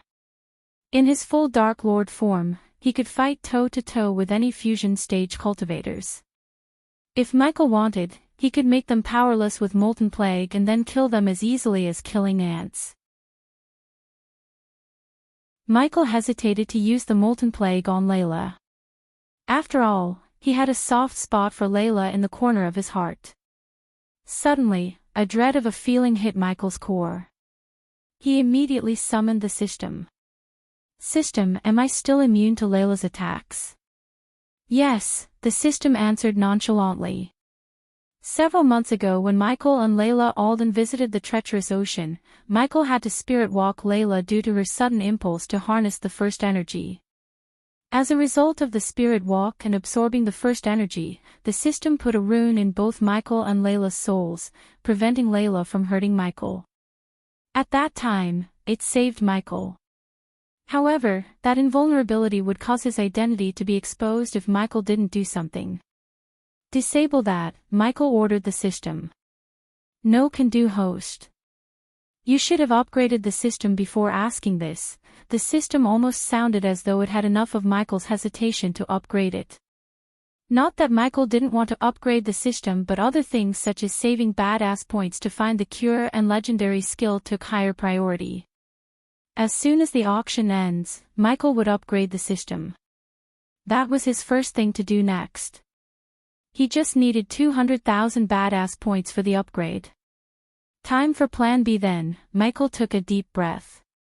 This chapter upload first at Novel Bin. Net. If you want to read more chapters, please visit Novel Next. Com to experience faster update speed. Layla Alden. Michael uttered Layla's name in his demonic voice. He never expected to meet Layla here. When Michael first met Layla, the power gap between them was tremendous. But now, Michael could kill Layla in several ways if he wanted to. Leave, Michael warned Layla. Edith on the other hand hesitated to take a step forward. She shivered from head to toe, looking at Michael. Funny, I was about to say the same, Layla calmly spoke. Her melodious voice soothed Ryder, Freddie, and the other guy. After seeing her cultivation stage, they sighed in relief. Michael noticed Layla focusing her gaze on him, trying to gauge his power level, only to fail. Before he started to attack the Thusians, Michael paid the system to hide his cultivation stage. Otherwise, people like Mutrad could come up with the theory that the Dark Lord they fought near the Holy Church was an impostor. This does not concern you, Layla Alden. If you turn back and leave, I won't hurt you or your family, Michael threatened Layla. He wasn't making a false promise either. His anger toward the Thusians outweighed Layla's well-being. In case Layla stood between him and his revenge on Thusia, Michael would cut her down without a second thought. Edith, take this, Michael noticed Layla flicking her wrist. Soon, a golden scroll appeared in her hand. She handed over the scroll to Edith. When you reach them, teleport away, Layla ordered Edith. But big sister. Michael was yet again taken aback by surprise. It was a good thing Michael covered his face with a mask. Otherwise, Layla would have seen through his shock. After hearing Edith, Michael's brain connected all the dots. He creased his brows. Considering Edith was Victoria's best friend, she would obviously stand between him and the destruction of Thusia. Especially when he was about to kill Victoria. At that moment, Layla might intervene to save her little sister. This complicated things for Michael. Not only Edith had Noah but also Layla to save her. I don't have time for these squabbles. If you don't get out of here in 3 seconds, Michael raised 3 fingers. Each step Michael took forward made Edith's heart shudder in fear. Freddie and Ryder slowly picked themselves up. They tried to leave the place, leaving Layla and the Dark Lord to battle it out. Simply put, they wanted to save their butts. Despite their cultivation level, they did not even think of helping Layla. 1. Michael began the count. 2. Before even Michael could count to 3, a bright light in the shape of a Vina appeared in Layla's hand. Soon, the light faded, revealing the angel's Vina. Ding! A powerful wave of energy shot out of the Vina when she played the strings with her soft fingers. To Michael's shock, the energy wave blasted him onto the wall behind. If it wasn't for the invisible responsive shield that absorbed half of the energy wave's power, he couldn't have landed on his feet. Surprisingly, the energy wave only hit Michael as everything else in the room remained untouched by the energy wave. I thought she couldn't hurt me, Michael questioned the system. She must have found a new way to harm you, host. Michael wanted to strangle the system. It said Layla couldn't harm him anymore back on the treacherous ocean. Now the system had gone back on its way. However, it worked to Michael's advantage. "So you've chosen violence," Michael brushed off the dust on his shoulder. The very next moment, Edith saw dark clouds shrouding the Dark Lord. The room grew darker and darker. Chapter 626, Michael vs. Layla. Alden 2. When Layla strummed another chord, Michael cast the lightning dash. He moved so swiftly that he left after images. Despite the darkness, Layla noticed the dark flames covering the Dark Lord. It was as though he was a living flame. The primordial flames. Edith, who saw the flames back in a ruin in Emazaroth, immediately recognized the flames. She was sure. The flame she saw in ruins radiated energy exactly the same as the flame covering the Dark Lord. Edith recalled her friend's words: a primordial flame chooses its host, not the other way around. Does that mean the Dark Lord was in the Mazaroth? Or the flame traveled through dimensions? Edith questioned herself. Ignitia, lightning crackled around Michael's wrist. But he didn't shoot Freddy and Redire with a bolt of lightning. Instead, he distracted Layla with the lightning bolt and dashed at Freddy and Rydia. Seeing the Dark Lord moving towards Rydia and Freddy, Layla strummed the chords rapidly, creating a soul-chanting melody. Immediately, Edith's body went rigid. She couldn't move her muscles, not even blinking an eye. Several invisible energy waves shot toward Michael. Layla wasn't playing. She directly went for the kill. She was surprisingly ruthless for a woman who had a tendency to heal and help many. She was surprisingly ruthless. To be honest, Michael had never seen Layla like this. Her eyes turned bloodshot. Each time she strummed a chord, the room trembled. Suddenly, a golden light enveloped Layla, sucking every bit of lingering celestial energy in the air. Slowly, her glossy raven black hair turned to silver. The golden light not only lit the room but also amplified the sound of her vina. This was an epic-level spell that boosted Layla's power several times. Judging by Edith's look, this wasn't the first time she had seen Layla use this spell. Coupled with the silver of the first energy coursing through Layla's veins, she began to overpower Michael. At least that was the case for a few moments. Michael was at fusion stage level 4. His cloud of darkness boosted his power by 4 levels, making him on par with fusion stage level 8. To match Layla's power level, Michael needed to hit level 6, so the cloud of darkness could boost his power to level 10. However, to break through 2 levels, he had to kill the 3 remaining Thusians. Michael regretted not killing the Thusians before. He went against what Spectre taught him. He chose to take his time instead of killing them as soon as possible. Now Michael paid the price for his mistake. Let's see how long she can keep that spell alive. Michael was about to attack Rydia when suddenly Layla disappeared. Michael's instinct screamed at him. He blocked his face. An earth-shattering reverberated as a tremendous force struck Michael's body. The hands Michael used to block the attack bent and broke. He gnashed his teeth as pain coursed through his body. He was sent flying, hitting the wooden wall and destroying a portion of the tavern in the process. His body hit several trees before coming to a halt. Clouds of dust and wooden splinters flew in the air. Rydia and Freddy ran to the hole to see where the Dark Lord had fallen. The golden light surrounding Layla slowly faded away as the darkness enveloped the tavern again. The clouds of dust receded, and the Dark Lord stood silently as though nothing had happened. They felt shivers running through their spine when they saw the Dark Lord chuckle devilishly. Finally, a somewhat worthy opponent, Michael hit his crooked arm with the dark cloud. Thanks to the APD and the bone-mending potion, he fixed his broken arm in mid-air while he was sent flying. Still, the pain made every single fiber in his body hurt. He had never expected Layla to use her vina like a cricket bat to swat him. He had never seen Layla fight so aggressively before. Layla flew outside into the woods through the new hole in the wall. This chapter upload first at Novel Bin. Net if you want to read more chapters, please visit Novel Next. Com to experience faster update speed. If you want to read more chapters, please visit Freeweb Novel. Com to experience faster update speed. Leave, Layla ordered Edith. Her thunderous voice made the Thusians shudder. But when Edith was about to use the tear to scroll to teleport, she felt a sting in her neck. Oh! Suddenly, Layla's halted, floating towards Michael. She heard her little sister scream in agony. All the anger and battle lust in Layla's eyes disappeared. Michael hated fighting dirty, but the history was written by the victors. The Thusians used all kinds of dirty tactics to betray him and covert the cosmic stream.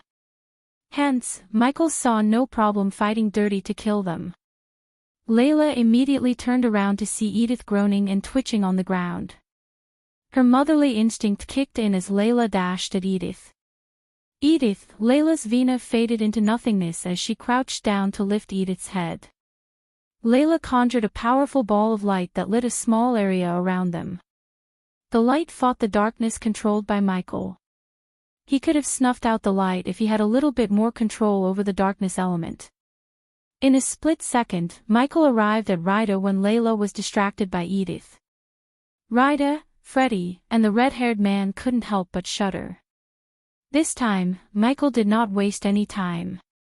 He directly punched Rida in the head as fast as he could. Since Rida was weakened by the molten plague, Michael's punch cracked open Rida's skull.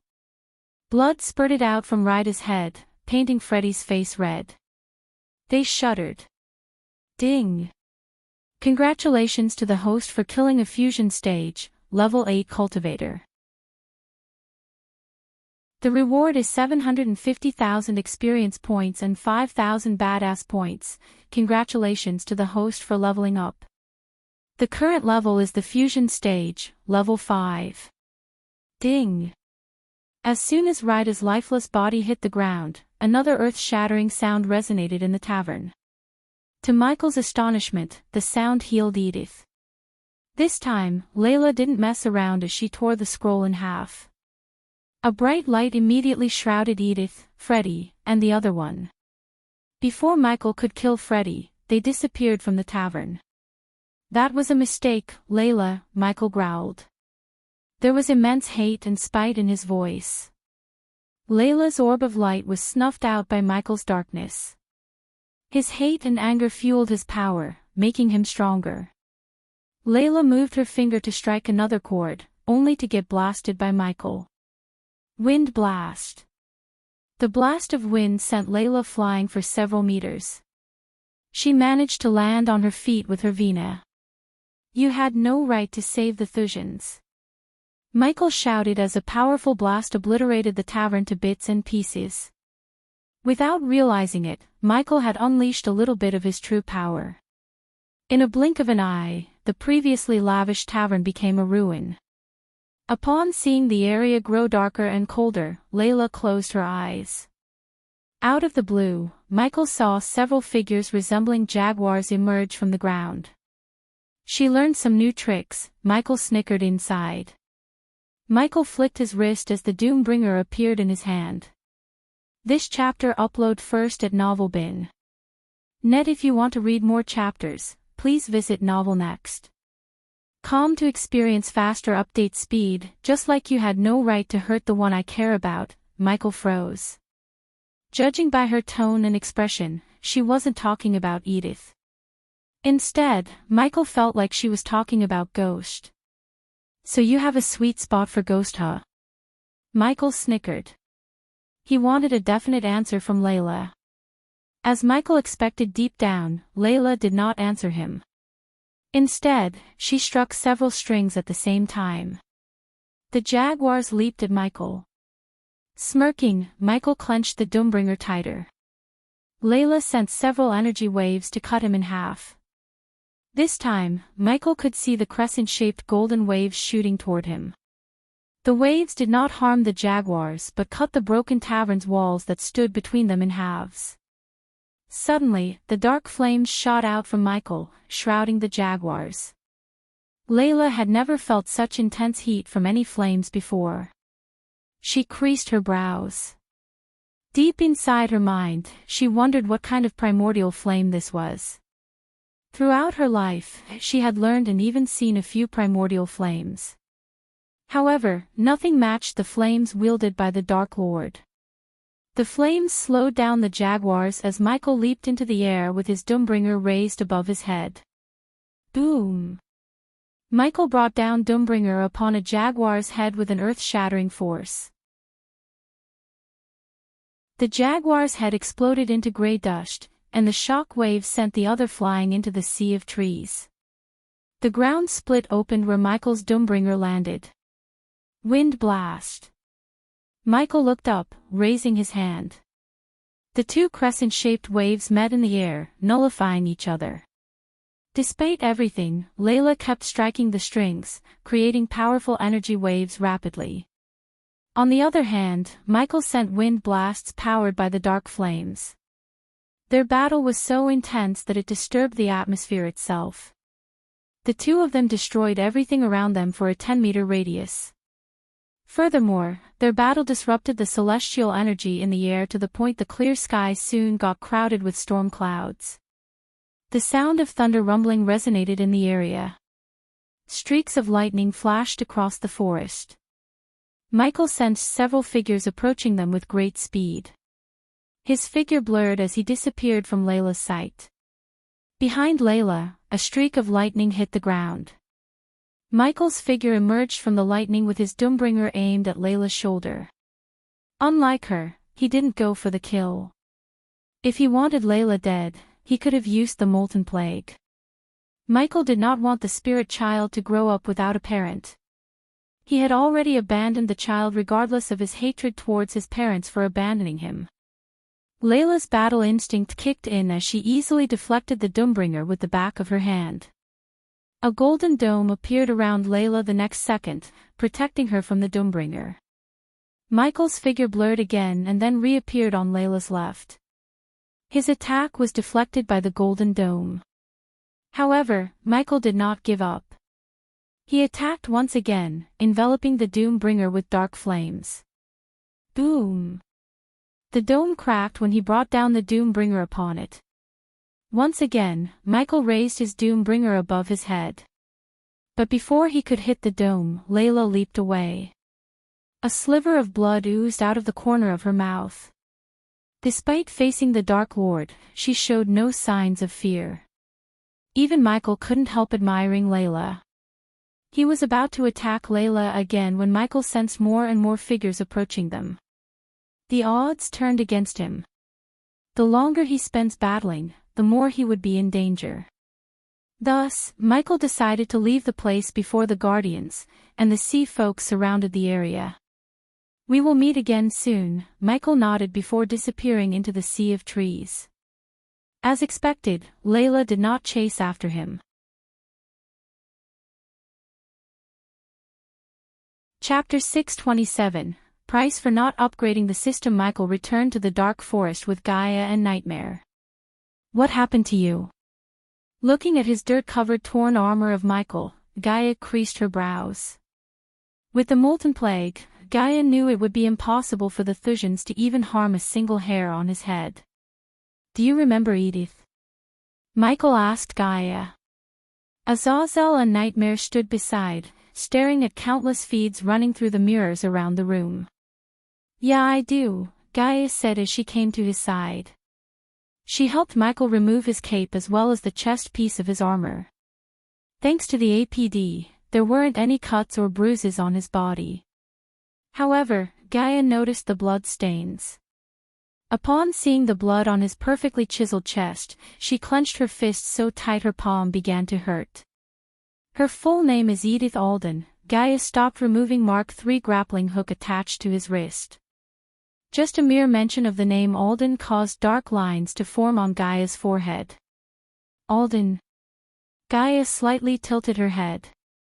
Seeing the exhaustion on Michael's face, Azazel waved his hand as Michael's throne materialized behind him. Michael nodded at Azazel. "She is Layla's sister." Michael sat on his throne. Hearing Michael, everyone stood there dumbfounded. Edith accompanied the Thujans, so when you went to torture them, you got ambushed by Layla and Edith. Is that right? Gaia asked as though she had seen everything with her own eyes. Azazel almost let his anger explode. He wanted to fly down to the tavern and rip Layla and Edith to pieces. Despite Michael's relationship with Layla, he couldn't stop his heart from having murderous thoughts about Layla. He clenched his fist. On the other hand, Nightmare remained calm. He remembered the kind and caring woman they had met. If it wasn't for Layla's impulse, he knew Ghost and Layla would have been good friends. Still, Nightmare refused to believe Layla would ever try to kill Michael. A woman of her kind heart and composure would not succumb to hatred. With given time, the possibility of Layla returning to Ghost was high. Michael nodded. He retrieved a healing potion from the system's storage and emptied the potion into his mouth. That complicates things, human. Gaia took several steps forward before sitting on the throne's arm. She caringly wrapped her hand around Michael. I know. But nothing can stop me from wiping Thusia off the map. No Edith, no Layla, not even the Sky Hall. Nightmare noticed Michael's eyes flickering like rubies in sunlight. Due to Nightmare's acute senses, he heard a noise of otherworldly vibration in the air. This chapter upload first at Novelbin. Net. If you want to read more chapters, please visit Novel Next. Calm to experience faster update speed. How powerful is she now? Gaia asked. There was a hint of jealousy in her voice. Unlike Layla, Gaia wasn't fortunate to absorb the first energy. Given Gaia's heaven-defying cultivation speed and the 40% boost provided by the system, she could break through to the fusion stage once Gaia had absorbed the first energy. If you want to read more chapters, please visit Freeweb Novel. Calm to experience faster update speed. Simply put, Michael's major reason for venturing into the treacherous ocean was Gaia. He wanted his beloved, most loyal fiancée to be the strongest among his subordinates. Currently, Azazel had the crown of being the strongest. That would soon change when they departed to the treacherous ocean. Furthermore, Michael did not forget about Gaia's metamorphosis. She needed the heart and blood of a five-headed serpent in the fire realm to evolve. Without evolving, achieving her true power would be nothing but a daydream. Fusion stage level 10. I was disappointed. I thought she would have reached the half-immortal stage. Gaia's gaze stopped at Michael's face. For a few moments, she couldn't get her mind wrapped around the idea of how easy Michael was thinking to reach the half-immortal stage. Finally, after pondering for some time, Gaia broke the silence. With or without first energy, it's not easy to break through to the half-immortal stage. Why do you think there are only a handful of fusion stage cultivators in the world? Did you know when the last person joined the Council of Immortals? 300 years ago, really? Michael glared at Gaia. Michael had been trying to gather information about the Council of Immortals. But even Lord information seemed to possess little to nothing about them. Part of the reason was the Council of Immortals lived in a pocket dimension separated from this world. Only when someone broke through to the half-immortal stage did a representative of the council come outside to recruit them. Michael dared not to take reaching the half-immortal stage recklessly. Even the system informed him he would get a fixed amount of experience points from killing cultivators regardless of their levels. Additionally, the system had stopped awarding Michael with experience points every time one of his subordinates killed one. Hence, the reason why Michael didn't receive any experience points when Gaia killed a few of the rot guards. The system had been using the experience points to change Michael's body and soul from the molecular level. But that wasn't the only reason why the system didn't award him with experience points. It held the experience points and badass points hostage to punish Michael for not prioritizing the system upgrade. It had been 7 months since Michael had upgraded the system. She must have come to the auction searching for something. Something that could help her break through to the half-immortal stage. Her words made Michael wonder whether Layla knew about the cosmic stream or not. If Edith knew about it, the odds of Layla knowing were high. However, if she did, Layla could use the cosmic stream to break through. Knowing Maxim Barnes and the lengths he would go to protect the cosmic stream, Michael doubted Edith knew anything about it. Heed her words, host. You cannot reach the half-immortal stage without upgrading the system to level 7. Michael's body froze when he heard the system. His mind repeated the system's words. Level 7. Michael questioned the system. The host didn't think you could just reach the half-immortal stage with a level 6 system, did you? The system almost sounded amused by Michael's bewilderment. Unable to endure the system's haughtiness anymore, Michael growled. However, he knew no matter how much he bickered with the system, there was no way for him to reach the half-immortal stage without the system. How many badass points? Michael sighed. This chapter upload first at Novel Bin. Net. If you want to read more chapters, please visit Novel Next. To experience faster update speed, you need 600,000 badass points for the next upgrade. Then, the level 7 upgrade requires 1 million badass points. Obviously, it would hinder Michael's growth. But at least he had already reached the top of the food chain. Thanks to the Immortal Council, anyone above the fusion stage did not meddle with mortal affairs. Although the rogues who chose not to join the council remained outside the immortal dimension, they did their best not to raise the council's attention towards them. These rogues either remained in the Cold Mountain or in the other realms, such as the Aquilon realm. They only made public appearances wherever their descendants or families faced a calamity. Tell me, what did you do? Did she do this to you? Gaia pointed at the blood stains on his body. With a long heave of sigh, Michael began to narrate everything that happened in the tavern. A few minutes later, Gaia's eyes sparkled. She was delighted to hear Michael fought Layla instead of sparing her or, worse, revealing his identity. Is there any chance she fought you because the Dark Lord attacked Ghost? Nightmare asked. I think so, nodded Michael. Don't forget she tried to kill you and blamed you for her mistake. Gaia rolled her eyes. Azazel agreed with Gaia. Whatever the reason might be, Azazel hated Layla for trying to kill his master. Whatever her reason might be, I won't spare Thusia. If Edith stayed in my way, which I know she will, I wouldn't hesitate to kill her.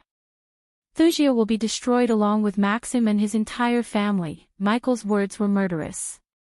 They could feel the temperature had fallen a couple of degrees. What are we going to do about those who escaped? Asked Gaia. Her question put Michael in a momentary trance. He pondered what must be done about them. Now that he had attacked them once, it was risky to let them live. But, at the same time, stepping into Thusia was extremely dangerous since Maxim had bolstered the kingdom with powerful runes and arrays as defensive mechanisms. Besides, people like General Booth might recognize Michael, and disguising himself wouldn't work with the arrays and runes in Thusia. At least, that was the case until he could upgrade the system. Once he had upgraded, he could buy new spells and skills to further strengthen himself. The spiders I attached to them got destroyed as soon as they reached Thusia. So killing them with the spiders is out of the question. Michael rubbed his chin. His instinct told Michael that visiting Thusia was a bad idea. If someone had recognized him, everything Michael had built will be threatened. Knowing Maxim Barnes, Michael wouldn't be surprised if that crazy old man waged war against Bradford. For now, Michael decided to leave Ryda and Freddy alone. After all, they would spread his legend across Thusia, which might work to Michael's advantage in the long term. The fear of the Dark Lord targeting the Thusians would put fear in many nobles' hearts. Without a doubt, this fear would hinder Thusia's growth. After all, fear was a great tool that could be used in many other ways. When the right time comes, let's give Thusian soldiers a taste of this. Michael flicked his wrist as a silver veil appeared in his hand. It was the weaponized Molten Plague. Suppose Michael had infected the Thusian army with the Molten Plague, there was no doubt in Michael's mind it would tilt the tide of the war. So even if Michael couldn't directly kill the Thusians with his own hands, he was content with killing them with the plague. In Gaia's heart, she was excited to destroy Thusia with him. Putting the hatred towards Thusia to the back of his mind, Michael turned his gaze towards Gaia. Now tell me what happened to Tenolia? Michael asked. Due to the battle and his hatred for the Thusians, Michael almost forgot to ask Gaia about Tenolia. After Michael asked the question, a grin emerged on Gaia's face. Tenolia Valren is no more.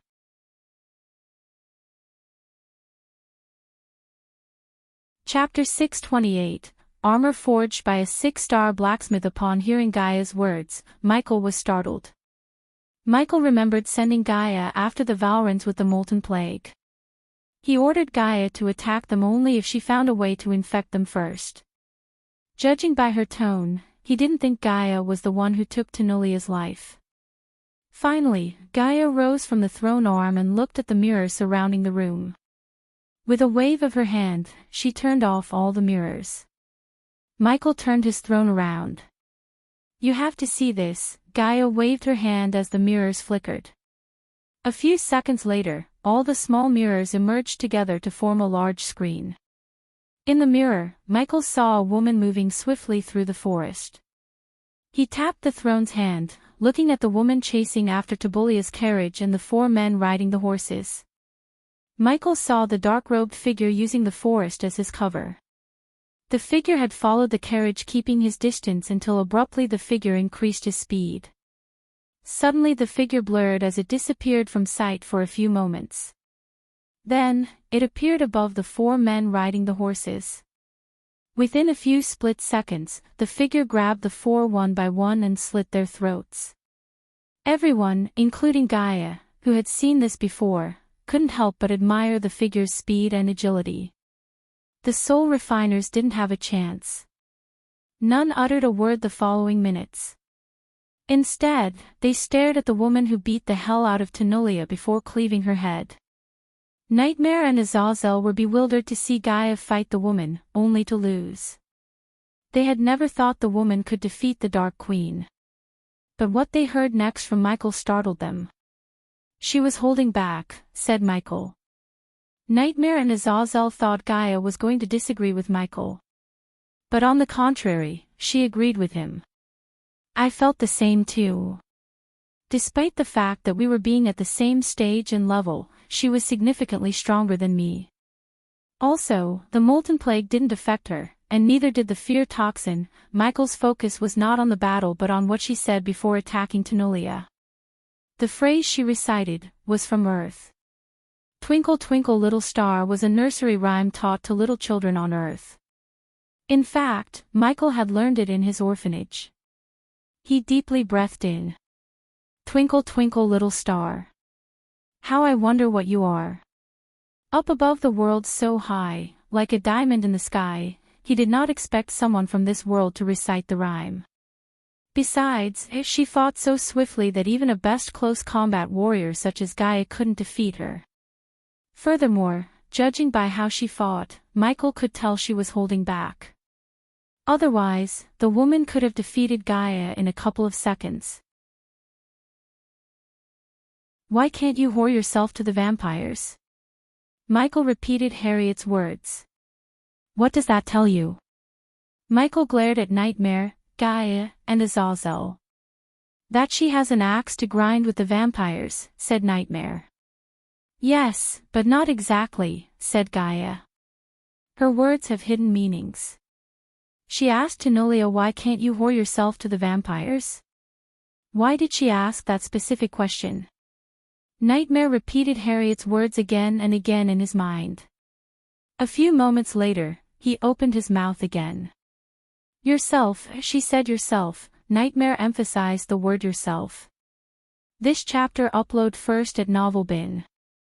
Net. If you want to read more chapters, please visit novelnext.com to experience faster update speed. That might mean Tenolia used someone else to do something instead of doing it herself. If you want to read more chapters, please visit freewebnovel.com to experience faster update speed. Michael nodded.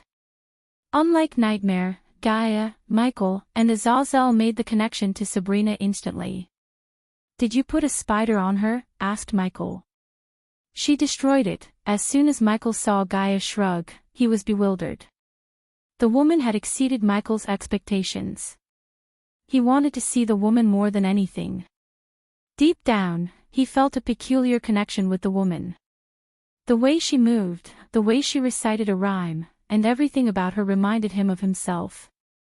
Even if he had no connection to him, having a freak of nature like this woman as his subordinate might multiply his powers several folds. It wasn't any day he could find a powerful subordinate who shared hatred towards the Guardians. After hearing how she spared the old man before addressing herself like she belonged to the House of Halrid, her hatred towards the Guardians became apparent to Michael. Of course, there was still a chance that she actually belonged to the House of Halrid. But only a fool would reveal their identities after killing a prominent figure such as Tenolia. The woman did not seem like a fool. "We need to get our hands on every order Tanuli issued. Azazel, I want you to send Arya to House Winston." "How you do that?" "It's up to you." "I want Arya to shadow Sabrina." Since Noah had found out about the spiders, he dared not to put spiders in Winston's house again. Instead, Michael wanted Arya to infiltrate their homes. Although Michael knew it was a difficult task for Arya, he would make her the head of the assassin guild he planned to build in the future, if she were to succeed. "For how long, my lord?" asked Azazel. "Until Sabrina returns to Holy Trident Academy," answered Michael. Looking at the woman in the mirror, Michael couldn't help replaying the feed once again. "We now have 2 tasks. Find out this woman's identity and the reason why Layla is in R," said Michael. Eventually, Michael dismissed Azazel and Nightmare, who returned to the tavern where Eve was staying. "What's in your mind?" Gaia asked, noticing the dark lines on Michael's forehead. After spending almost 2 years with Michael, it was not very difficult for Gaia to read his expressions. "I don't know. It's just she seems familiar." The next day, Michael returned to his room and pretended nothing had happened last night. He accompanied Eve to the Aqua Palace. Along the way to their VIP room, Michael noticed armed guards, countless soul refiners, and even 3 fusion stage cultivators. After settling into their seats, Eve turned her gaze towards Michael. "What was that? Why are there so many guards crawling this place?" "No idea. I never left my room last night," Michael shrugged. This chapter upload first at Novelbin. Net. If you want to read more chapters, please visit Novel Next. Calm to experience faster update speed. Even then turned her head to look at Gaia, who shrugged even before Eve could question her. "Why are you looking at me?" "I was with him." An awkward silence enveloped the room. Michael looked at the clouds hiding the sun. He sighed and leaned back.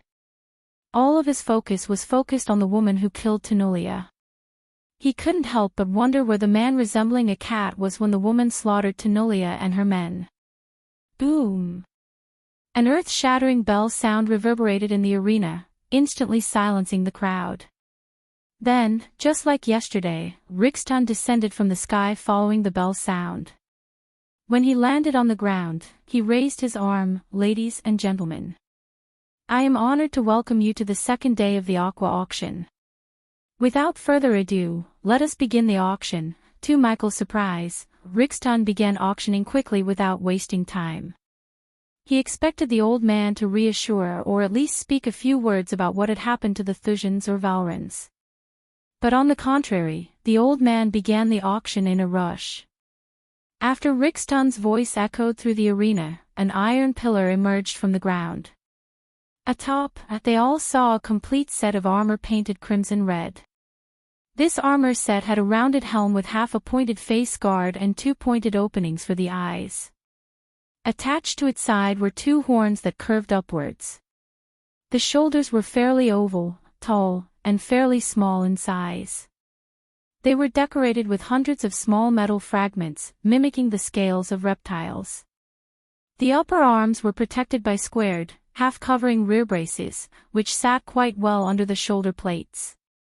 The lower arms were covered by vambraces with a tentacle-like metal ornament attached to each side, wrapping around each vambrace. The breastplate was made from various layers of rounded metal sheets. It covered everything from the neck down, ending at the groin. The upper legs are covered by squared, fully covering cuisses.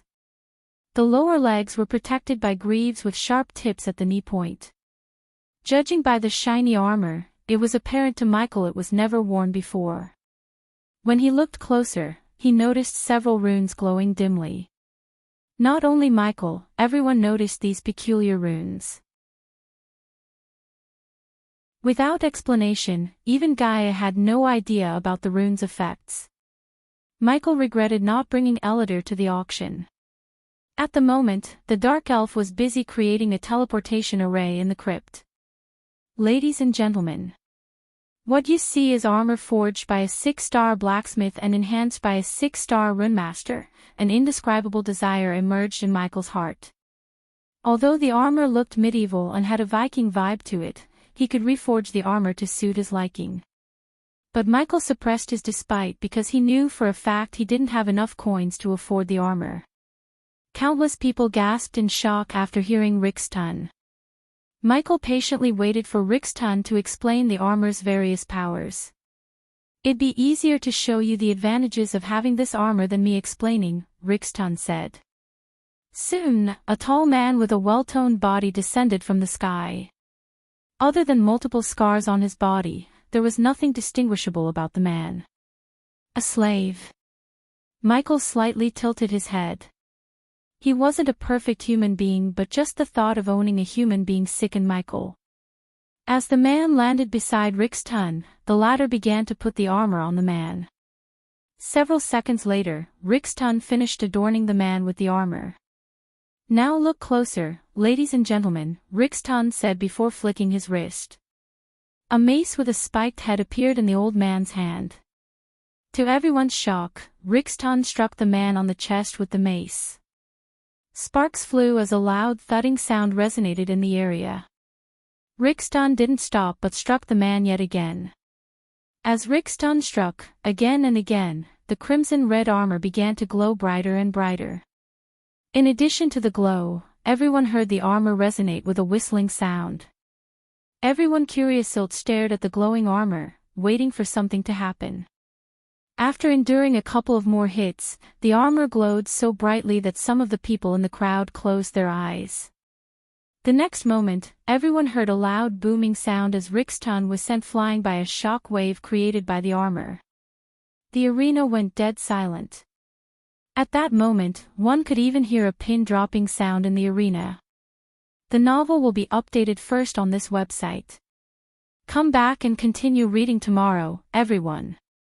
The novel will be updated first on this website. Come back and continue reading tomorrow, everyone.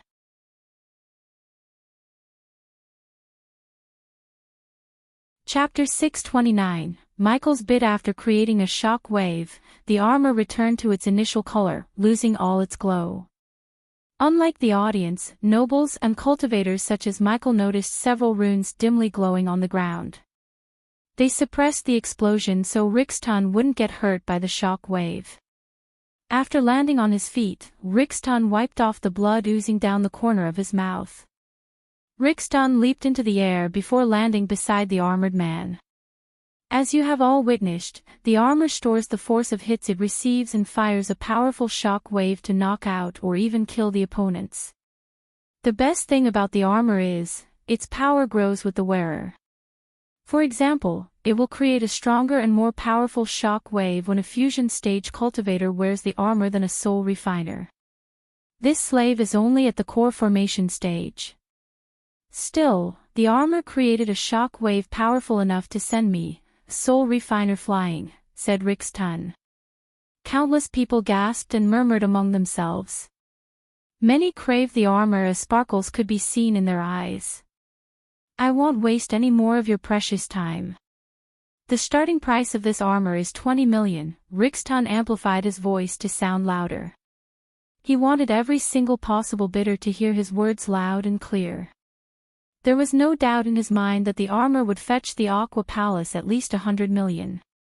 25 million, Eve bid as soon as Rixton's voice died down. Michael tilted his head slightly. His entire wealth contained 25 million, yet for Eve, 25 million was a small price. 35 million, the Golden Prince's voice resonated from his VIP room. With a single bid, the Golden Prince raised the price by 10 million. 50 million, Michael heard a raspy voice resonate from the Hunt family room. 55 million, Eve calmly raised the bid. 65 million, said the raspy voice elder of the Hunt family. Michael noticed that no one bid for the armor except for Eve, the elder of the Hunt family and the Golden Prince. When Michael looked at the T-Fusion VIP room, he could only see a silhouette of two women. He did not expect Layla and Edith to stay in the Aqua Palace instead of returning to Thusia. Although the three were raising bids one after another, Rixton regretted what had happened to Valrans and the Thusians. The Aqua Palace did its best to contain the news of what transpired last night. But the news spread like wildfire throughout the kingdom. Fear struck the entire city of Al-Alarie. Rixton knew as they were speaking, soldiers from Sil-Alara's capital were on their way to Al-Alarie. It was just a fruitless action. Everyone knew the Dark Lord was long gone. Even if the Empress appeared in Al-Alarie, Rixton doubted they could find the Dark Lord or figure out how he managed to kill Tanulia Valran and Rida on the same day, unless the Dark Lord was really a god as some people claim him to be. Due to the Dark Lord's sudden appearance, several nobles had left the Aqua Palace. They all wanted to be surrounded by their own soldiers in their castles. Several minutes passed, but the bidding for the armor remained strong. Inside the Violdegard VIP room, Eve showed no signs of slowing down. 90 million, Eve's calm voice reverberated through the arena. This chapter upload first at Novelbin. Net. If you want to read more chapters, please visit Novel Next. Calm to experience faster update speed. The Golden Prince and the elder of the Hunt family did not use their family background to sway the auction to their side. They knew the other party would not give them any face even if they used their family name. So they just bid with coins, not with their family names. As they were bidding for the armor, Michael noticed a silhouette enter the Hunt family room. The Hunt family members immediately stood up from their seats. Although Michael couldn't see their faces, it was apparent the figure had a higher status than the elders. Don't, Gaia's words cut Eve's sentence short. The armor is of no use if you can't build your family to its previous state. Buying this armor will only put a bigger target on your back. Let the Golden Prince have it, she is right. Crossing someone like the Golden Prince at this point doesn't seem like a good idea. Nightmare raised his concern over Eve's desire to get the armor. 100 million, the Golden Prince bid. The entire arena looked startled.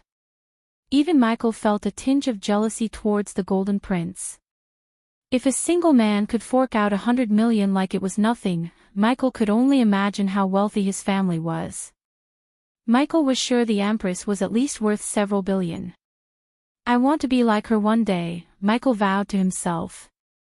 The people fixed their gazes at the Hunt family and Voldegard's VIP rooms, waiting for either of them to raise the bid. But, contrary to their expectation, none uttered a word. 100 million one time, two time. Rixton dragged his words as though he was expecting someone else to raise the bid. 100 million three times.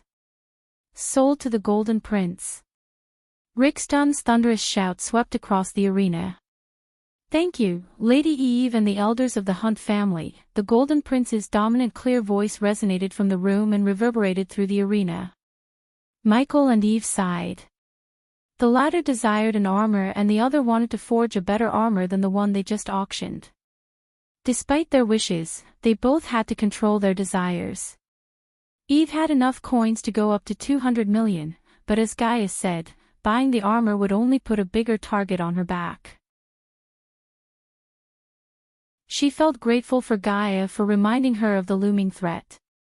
If it wasn't for Ghost wiping out the Rotgards, the Voldegards would have been long gone from the world.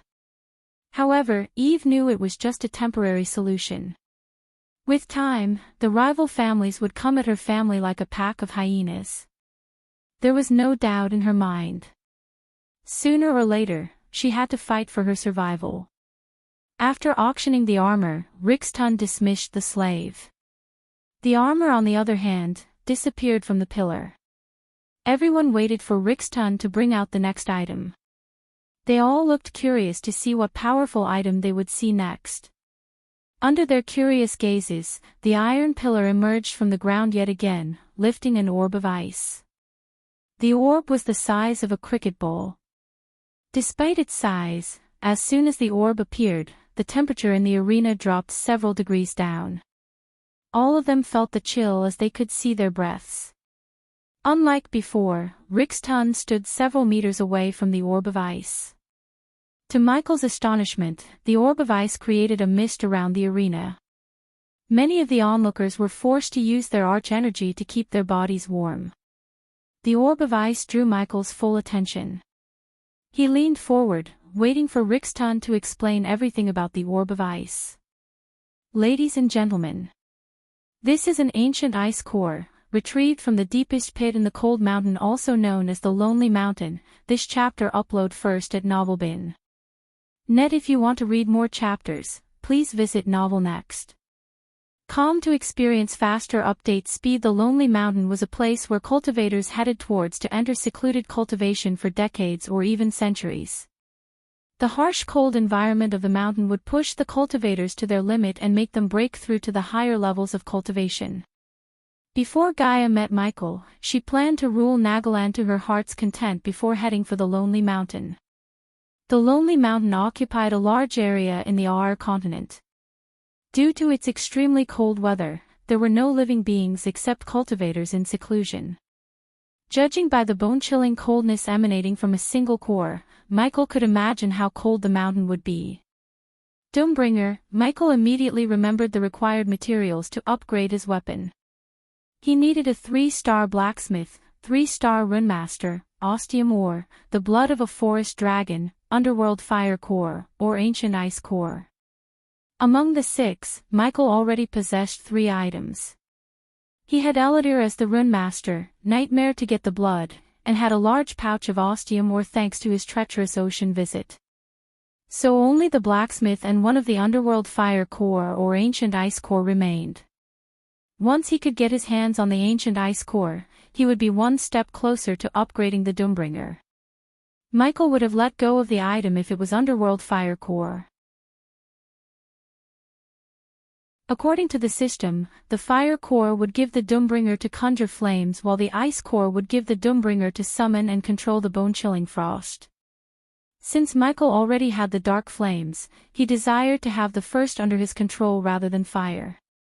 As long as he controls all the elements somehow, he could become an unstoppable force of nature on a battlefield.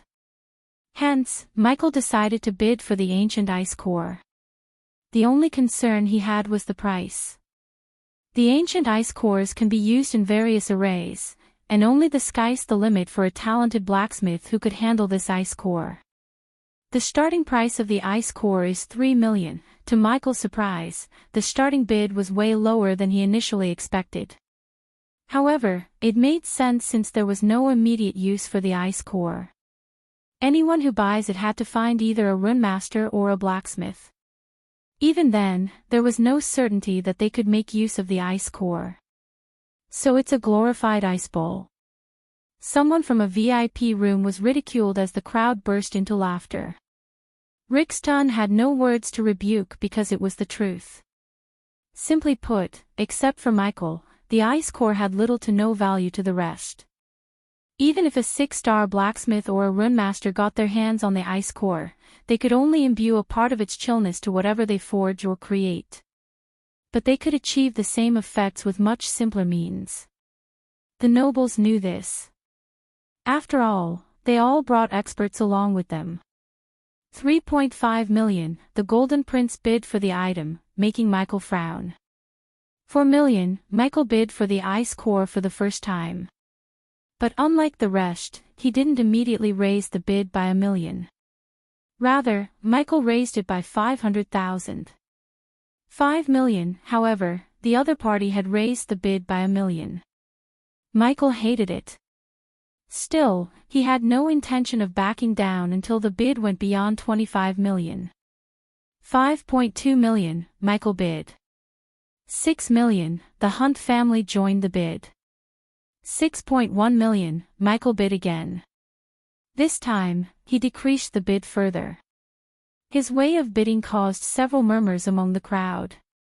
But Michael couldn't care less. Unlike the nobles, Michael knew the value of gold coins. When he first came to this world, he had 0 coins to his name. Every coin Michael possessed was earned through hard work. Thus, Michael hated spending it lavishly. Granted, Michael wasn't stingy, but he wasn't a lavish spender either. 7 million, the Golden Prince raised the bid to 7 million. Michael furrowed his brows. 7.1 million, are you kidding me? Eve rolled her eyes. For a man of his status, Ghost was stingy as hell. She wanted to slap the back of his head for raising the bid by 100,000 every single time.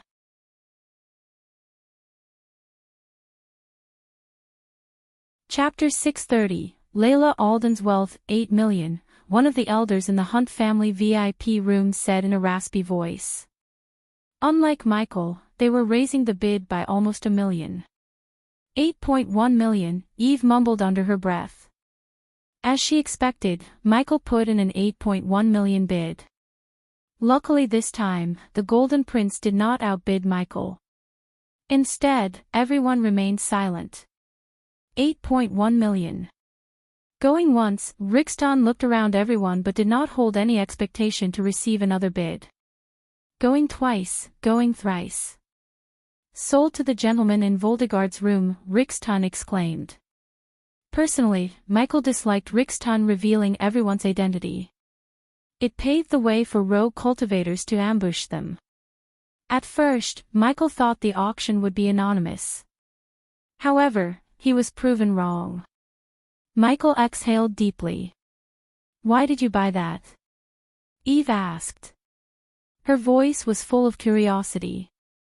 I have a feeling it might be of help to me in the future, said Michael nonchalantly. Since Michael was a convincing liar, Eve didn't doubt his words. After all, Michael couldn't say he bought the ice core to upgrade his Doombringer. Oh, Eve nodded. A young girl entered their room with a space ring a while later. The Aqua Palace showed its wealth by giving a space ring like a paper bag. After Michael transferred the 8.1 million using his paycube, the young girl bowed, handed over the space ring, and left the room. Michael inspected the space ring, though he didn't dare to take out the ice core outside. It might be useless, but the ice core was cold enough to the point it would chill their bones. Putting the space ring inside the system storage, Michael focused back on Rixton. After buying the ancient ice core, Michael's mood was elevated. Under everyone's gazes, Rixton waved his hand. But instead of an iron pillar as before, something else emerged from the ground. Countless gasps resonated throughout the arena. Even Michael's eyes went wide as they could. It was the skeleton of a dragon. Compared to the skeleton, Rixton looked tiny. The dragon's skeleton cast a large shadow on the ground. Everyone in the arena trembled just by the sheer size of the skeleton. The skeleton radiated a weak purplish smoke from its bones. When Michael looked closer, he noticed the several runes carved in the bones. Somehow he felt like they weren't man-made. Under everyone's stunned gazes, Rixton began to describe the dragon skeleton. Judging by the energy radiation around the skeleton, the dragon was at the fusion stage level 10. The skeleton reminded Michael of a fusion stage cultivator's skeleton he saw in the Nether Realm. At that time, the youngsters, including Noah, had to share the skeleton. With the help of the system, Michael managed to get the femur, the largest bone in a body for Gaia. A simple human femur was enough for Gaia to advance 5 levels within a few months. What was in front of them was not a mere human skeleton but a dragon's. Furthermore, it was in complete form. Anyone who buys the skeleton could significantly increase their power in a short amount of time. One small and the dragon's body was several times bigger than a human femur. So Michael could only imagine how long a cultivator would be able to absorb the energy from the skeleton. This chapter upload first at Novel Bin. Net. If you want to read more chapters, please visit Novel Next. Com to experience faster update speed. Ladies and gentlemen, this is a skeleton of a royal dragon that roamed the lands 300 years ago. According to our experts, it died in the tribulation during its breakthrough to the half-immortal stage. Despite being buried under the ground for 300 years, the skeleton still possesses pure celestial and arch energy. So I don't have to tell you about having a pure energy resource such as this skeleton at your disposal. It could turn your hall into a well of energy. If you have this skeleton, you won't have to worry about bottlenecks in your life, Rixton exclaimed. There was a tinge of jealousy in Rixton's voice. The starting price of the skeleton is 300 million, everyone who heard the extravagant amount shuddered. 320 million, before the people could begin to murmur, the voice of the Golden Prince swept across the arena. Since Michael knew he wouldn't be able even to reach the skeleton, he decided to lean back, have some grapes and enjoy the auction. 400 million, to Michael's astonishment, Gaia raised the bid to 400 million. Elia, what the hell are you doing? Eve's eyes were filled with shock and fright. Let's have some fun, Gaia giggled. Her devilishness stupefied the elders completely. They were about to rebuke when the Golden Prince placed another bid. 450 million, 500 million, Gaia raised the bid again. She was confident the nobles would go up to a minimum of 800 million. Knowing Gaia, Nightmare remained silent as he knew there was no point arguing with her. Moreover, Nightmare felt a little pity for the dragon. After all, the dragon was one of his kind. 600 million, the Hunt family elder raised the bid by 100 million calmly as though it was a small amount. 700 million, once again the Golden Prince raised the bid. Judging by the tone of his voice, Michael knew the prince wouldn't back down without a fight. He threw a grape into his mouth and watched the auction unraveling before him. 750 million, the Hunt family elder exclaimed in his raspy voice. The following minutes passed with the Golden Prince and the Hunt family bidding against each other. In a few minutes, the bid for the dragon went from 300 to 950. Such an extravagant amount shook everyone. When the bid reached 1 billion, the Hunt family elders stopped bidding. Everyone, including Michael, became jealous of the Golden Prince for nabbing valuable items like candies. 1 billion once, twice, 2 billion, a melodious voice resonated in the area. Her voice was like music to her. Unknowing to many, a smile formed on their faces. Except for Michael, Gaia, and Nightmare, none recognized the voice, not even the Golden Prince. This chapter upload first at Novel Bin. Net. If you want to read more chapters, please visit Novel Next. Com to experience faster update speed. Wow, Michael's brows arched up. He knew Layla was rich, but he had never thought Layla was a freaking billionaire, not even in his dreams. Silence fell over the arena. Everyone looked in the voice's direction. 2.3 billion, the Golden Prince did not back off that easily. Those close to the Empress knew she valued artifacts and relics more than gold coins.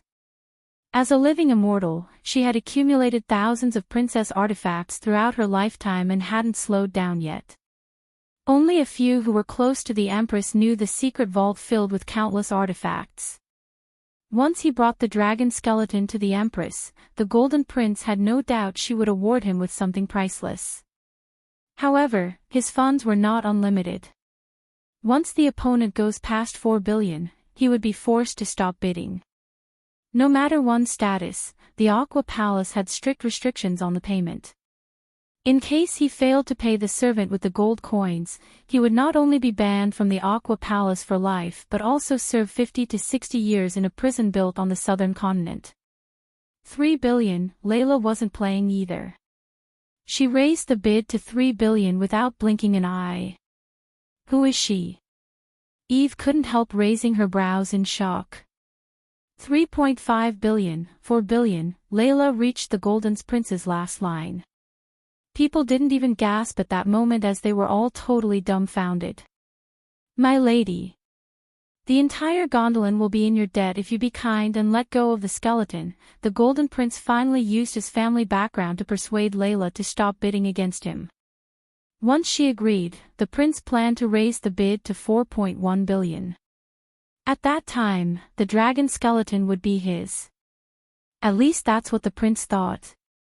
Contrary to his expectation, Layla did not even respond. Knowing Layla, Michael knew the prince has a better chance of negotiating with the mountain troll than her. It seemed to Michael that the dragon might be the reason for Layla's appearance. He remembered Gaia saying something about a fusion stage cultivator needing a massive amount of energy to enter the tribulation before reaching the half-immortal stage.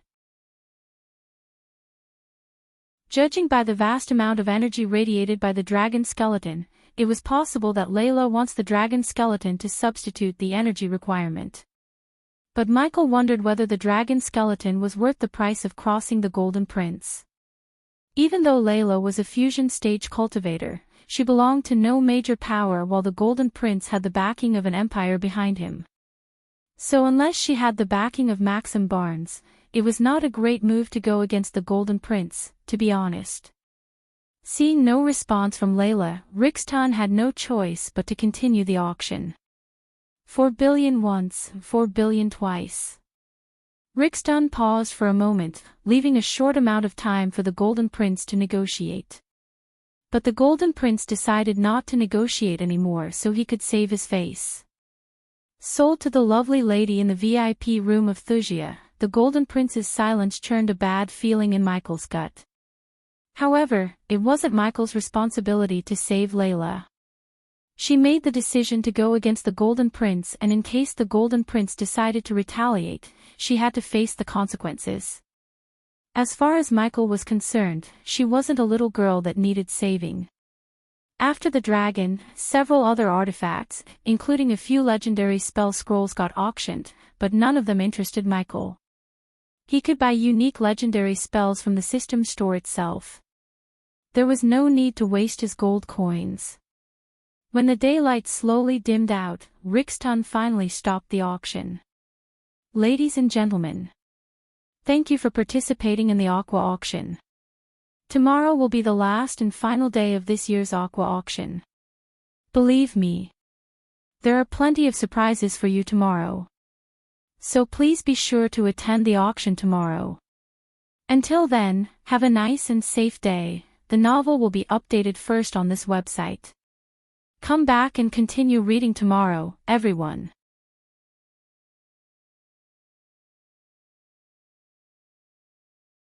Chapter 631, Initializing the Order of Death. Once Michael had returned to his room next to Eve's, he disappeared from the room, leaving Nightmare to guard the room and inform him if someone came looking for him. Michael didn't even rest on the bed for a moment before teleporting to the crypt with Gaia. When he arrived at the crypt, he was welcomed by a large round table surrounded by his subordinates. Contrary to what he had seen before, the crypt was clean and spotless. There were no blood stains on the walls, the floor was spotless, and the gloomy crypt was lit with a grandeur chandelier. Regardless of the bright chandelier, everyone's faces were dark and gloomy. Surrounding the table was Maxine, Corey, Tiberius, Caius, Gibson, Arya, Delar, Titus, and Optimus. Even Sadie was invited to the crypt. My lord, my lady, Azazel pulled the two thrones for Michael and Gaia to sit. For a moment, Michael remained silent. He scanned everyone's face. All of his subordinates averted their gazes. Michael turned his eyes to Maxine, who sat closer to Michael. Did you take care of the burial? Asked Michael. Yes, my lord, Maxine stammered in fear. To their surprise, Michael did not act as they expected. He remained calm. Tiberius, Michael looked at Tiberius, why didn't you tell me or her before you went to that meeting? Due to Michael's demonic voice, they failed to guess whether he was mad, disappointed, or just simply asking. Tiberius was speechless for a second. He finally managed to answer Michael.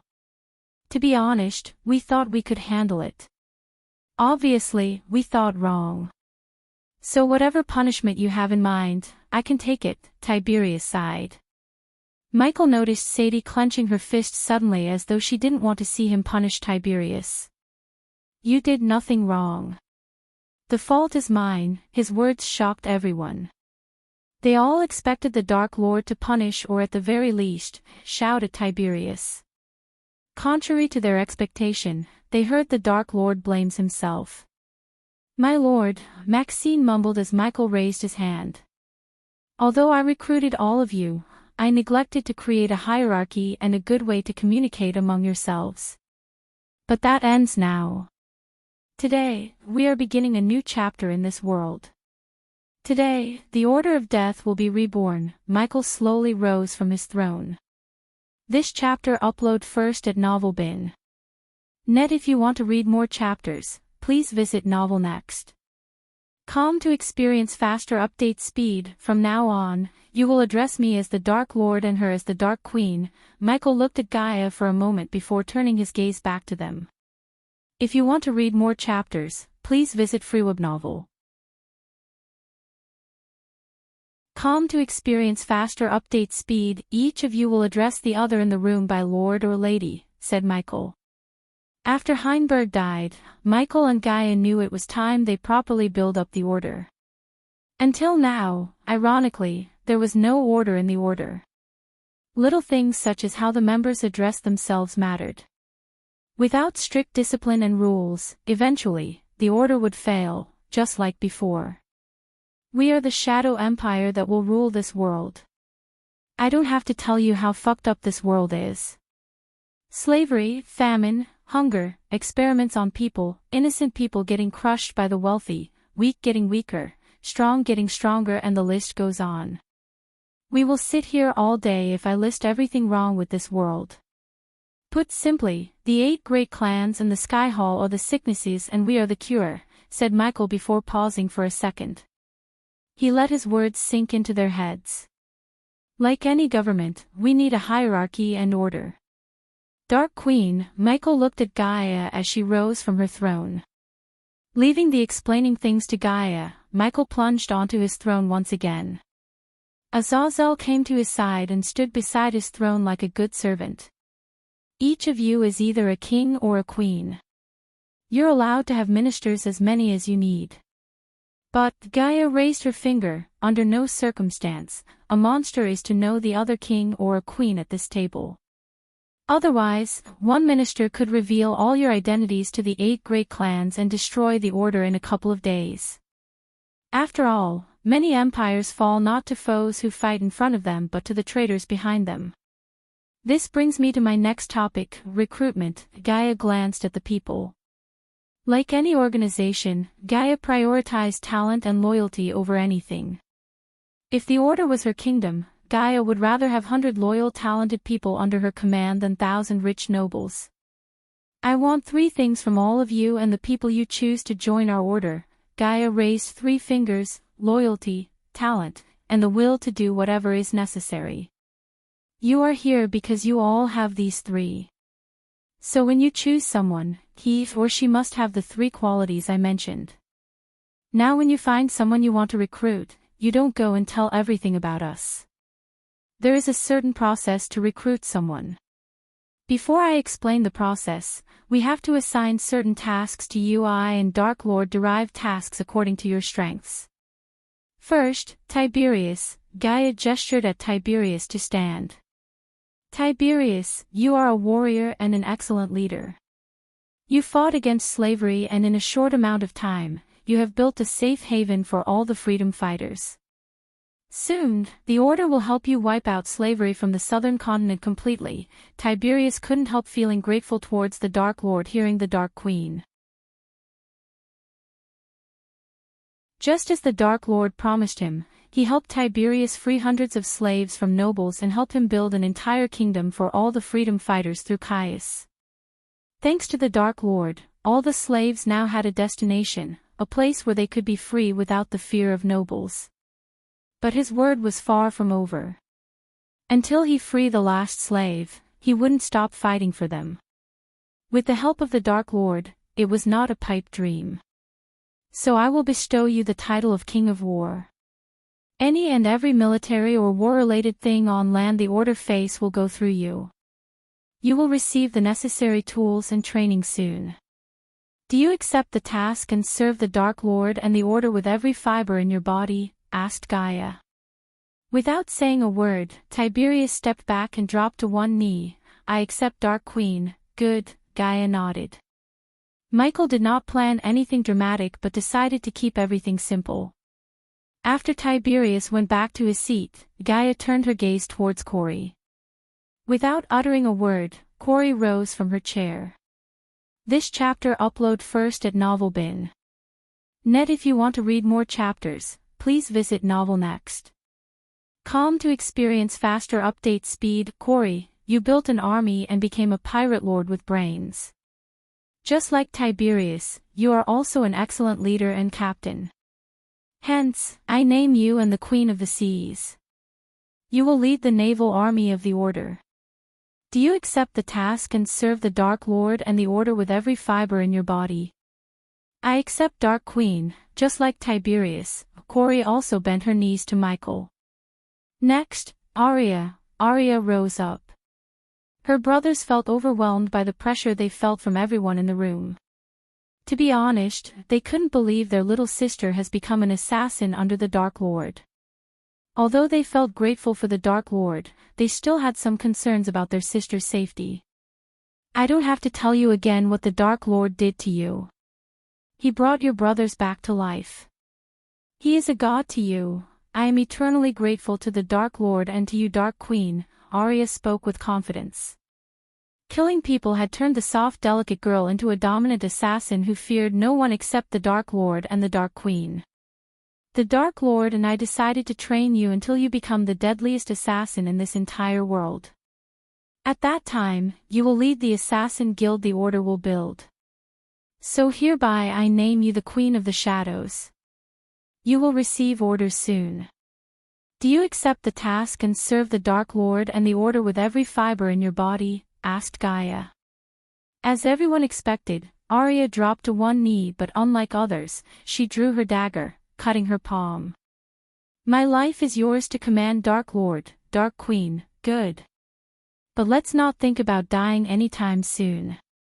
Every one of you will become immortals under the Dark Lord. Gaia startled everyone with her words. But none dared to question her. Caius. When Caius heard his name on the Dark Queen's lips, he shuddered. Even after serving them for a long time, he still feared them.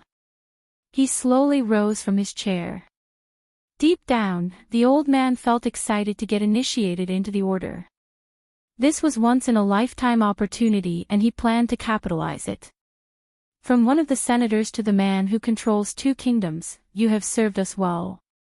No one is better suited to rule the southern continent to prosperity than you. So I name you the King of the Southern Continent.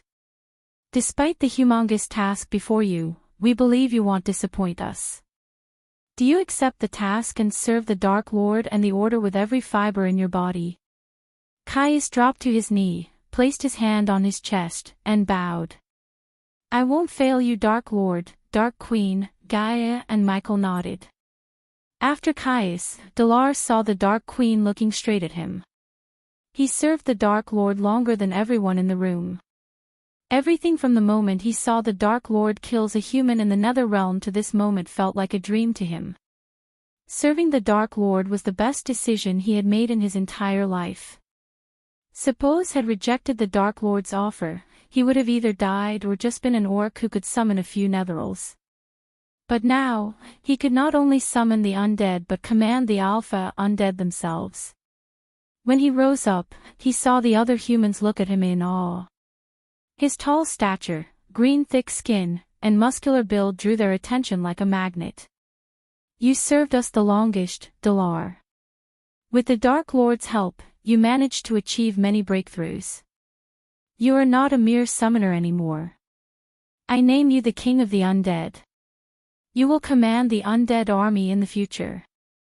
Soon, you will have everything you need to further improve yourself in summoning and controlling the undead. Do you accept the task and serve the Dark Lord and the Order with every fiber in your body? To be continued.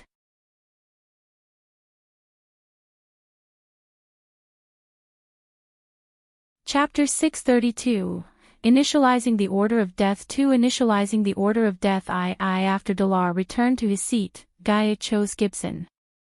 He rose up from his chair. Gibson, you are someone we both didn't fully utilize. Your experience in navigation and ability to keep the pirates together from killing each other is truly amazing, Gaia chuckled, lighting the mood a bit. If Kori is the queen of the seas, you will be the king of the skies. You will command the air force we are about to build.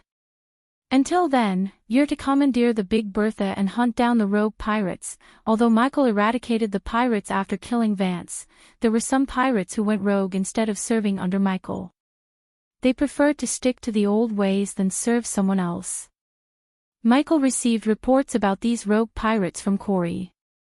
But he decided to let them roam around until this moment.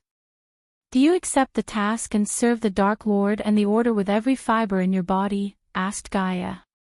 As expected, Gibson dropped to his knee and swore his loyalty to Michael and Gaia. At this moment, only Titus, Optimus, Sadie, and Maxine remained without a task or title. It changed for Sadie when Gaia turned her gaze toward her. Sadie took a deep breath, rising from her chair. Sadie Kaplan. Gaia didn't show any hatred towards Sadie in her voice. Granted, Sadie and Michael had a thing when they were in the river town. Gaia used to hate Sadie to the core, but everything changed after Michael put a ring around her finger. Compared to others on the table, you know about the true face of the Guardians more. You witnessed how they stood aside, doing nothing when your fellow sisters were ravaged and sold as slaves to the southern continent.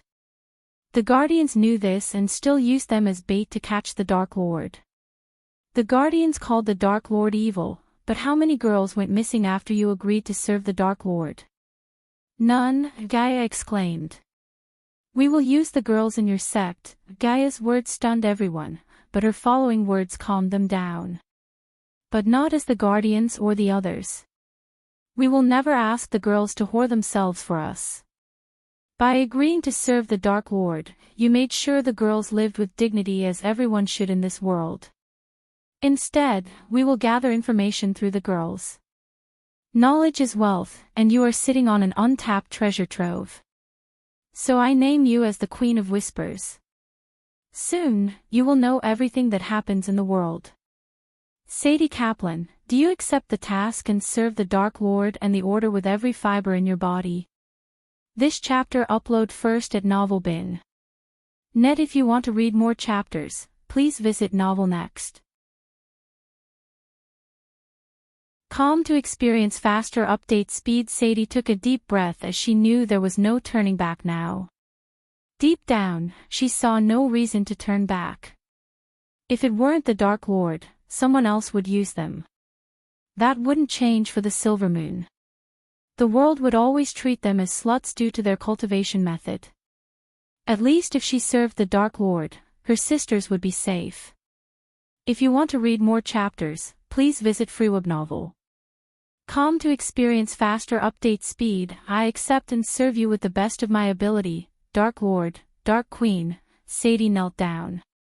To their surprise, the Dark Lord opened his mouth. I see you have reached the core strengthening stage. But your sect's cultivation method brings you more harm than good. Soon, I will grant you a new cultivation method. Introduce that to your sect and put a stop to getting slut-shamed once and for all. Sadie's heart skipped a beat. Then, her eyes automatically watered. Since these words were spoken by the Dark Lord, she knew it wasn't a false promise. If someone could show a new way of cultivating, it was him. Of course, Michael didn't promise Sadie completely out of the goodness in his heart. Among all his subordinates, Sadie was the most important one. He could replace Lord Information with Sadie and create a powerful web of spies throughout the world. Knowledge was a powerful weapon in this world if one knows how to use it. Using the Silvermoon girls, he could mine the information from every corner of the world. The nobles tended to spit out valuable information when they were in the company of pretty girls. Once he built the Silvermoon sect in every kingdom, they would function as a treasure trove of information. Coupled with his spiders and drones, Silvermoon could be his most powerful asset. Thank you, Dark Lord, Sadie bowed. The moment Michael upgraded the system to the next level, he planned to buy a new cultivation technique for the Silvermoon girls. If the girls weren't strong enough to protect themselves, many nobles would feast on them like animals. By being strong, those girls could protect themselves rather than depend on someone else.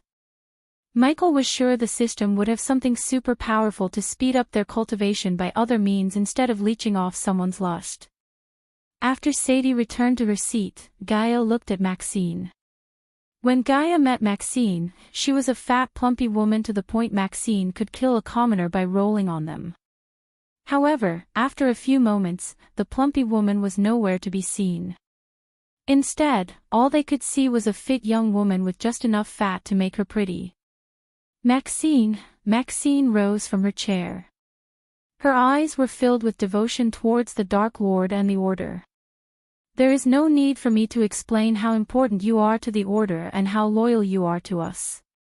I have no doubt whatever task we give you, you will serve us with pride and joy. Gaia patted Maxine on the shoulder as Maxine shed tears of happiness.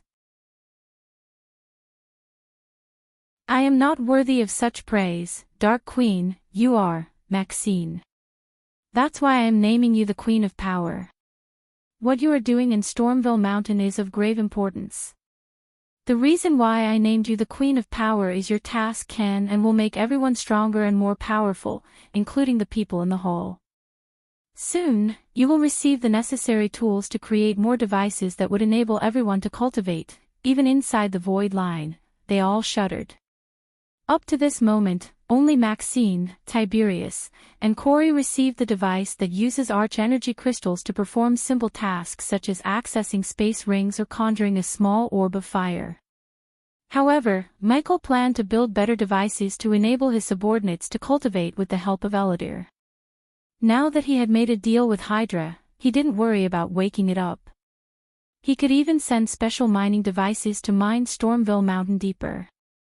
Once he built these devices, his subordinates could cultivate whether they were in or outside the void line. This chapter upload first at Novelbin. Net. If you want to read more chapters, please visit Novel Next. To experience faster update speed, do you accept the task and serve the Dark Lord and the Order with every fiber in your body? Maxine immediately dropped to one knee. Until I draw my last breath, Dark Queen, Michael nodded. Among everyone, she was the most loyal subordinate. To be honest, Michael felt lucky to have a hardworking, loyal subordinate such as Maxine. Just her physical transformation was enough for Michael to keep Maxine in high regard than the others. He had no doubt Maxine would serve him to the best of her abilities. Finally, Gaia and Michael turned their gazes to Titus and Optimus. The twins rose from their chairs, looking a bit nervous. Compared to the rest, they had the least experience serving the Dark Lord. Except for Tiberius and Arya, they didn't know the others. This was the first time they had seen all the subordinates under one roof. They had only heard about the others from Arya before this moment. Titus, Optimus, Gaia uttered their names slowly. Despite your knack for battle and wars, I have a feeling you don't want to fight anymore. Am I right? She spoke exactly what they were thinking as though she had read their minds. After fighting like animals for entertainment, almost dying, and leaving their little sister alone, Titus and Optimus lost their fire to fight. This was their second chance, and they wanted to live doing something else other than fighting for someone. They fought enough for one lifetime. Since the Dark Queen obviously knew what was in their mind, they chose to nod their heads. "Yes, Dark Queen," said Titus and Optimus in unison. You had fought enough for one lifetime. Once again, she spoke exactly what they were thinking in their minds. It creeped and terrified them at the same time. There are many other ways to help the Order without shedding blood. And I will give something just as important as killing our foes. To be honest, that was the reason why we placed you in the Bradford Army. We wanted you to get acquainted with people other than Southerners. If Sadie is tasked with gathering information, you too will procure resources, materials, and weapons. Thus, I name you as the Kings of Supplies. I know it's completely different and out of your expertise, but with enough training, we are sure you will satisfy and exceed our expectations." Tiberius was completely taken aback by surprise. The twins were better fighters than even him. Yet, the Dark Queen had chosen to assign them to acquire materials. It seemed like a waste of talent to him. But knowing the Dark Lord, it was hard to believe he had made a mistake. To Tiberius' shock, the twins and Arya looked relieved and even delighted. "So tell me, Titus and Optimus, do you accept the task and serve the Dark Lord and the Order with every fiber in your body?" "We accept wholeheartedly, Dark Queen." The twins dropped to one knee, placing their hands on the chest. The novel will be updated first on this website. Come back and continue reading tomorrow, everyone.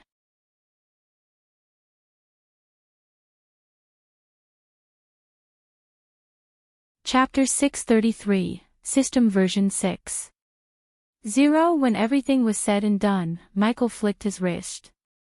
A wooden box materialized before every single on the table. "Open it," said Gaia. The subordinates stared at the wooden box in front of them for a moment. Silence fell over them. Eventually, they opened the wooden box to see a dull-looking silver chain with a spider pendant attached, a ring, a tiny tubular object, and a small arch-energy crystal. "Wear the chain and put on the ring," Gaia instructed them. After they all did what they were told, Gaia began to explain the reason why they gave a pendant and a space ring. "That spider pendant attached to the chain lets us see what you see." Gaia waved her hand as handheld mirrors appeared before each subordinate. They noticed the mirrors showing what they were seeing. Some of them moved the spider around. The scenery in their mirrors changes. Except for Maxine, who knew about the spiders, the rest seemed stunned. "You are to wear the spider all the time except when you want privacy. But you have to inform Azazel. How to contact him.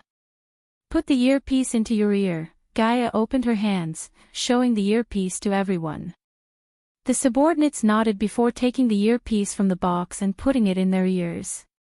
"Place your hand on the arch-energy crystal." The subordinates one by one grabbed the glowing blue crystal lying on the wooden box's bottom. Sadie was the first to feel a storage sensation in her body when she touched the crystal. A few seconds later, her eyes went wide. A sliver of arch-energy coursed through her veins. She felt a connection to the space ring on her finger and the earpiece she just put in her ear. Unlike the rest, Sadie knew the feeling of arch-energy.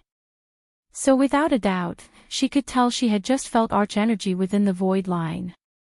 Although the others took longer to feel the strange sensation, they all shared the same stunned expressions on their faces.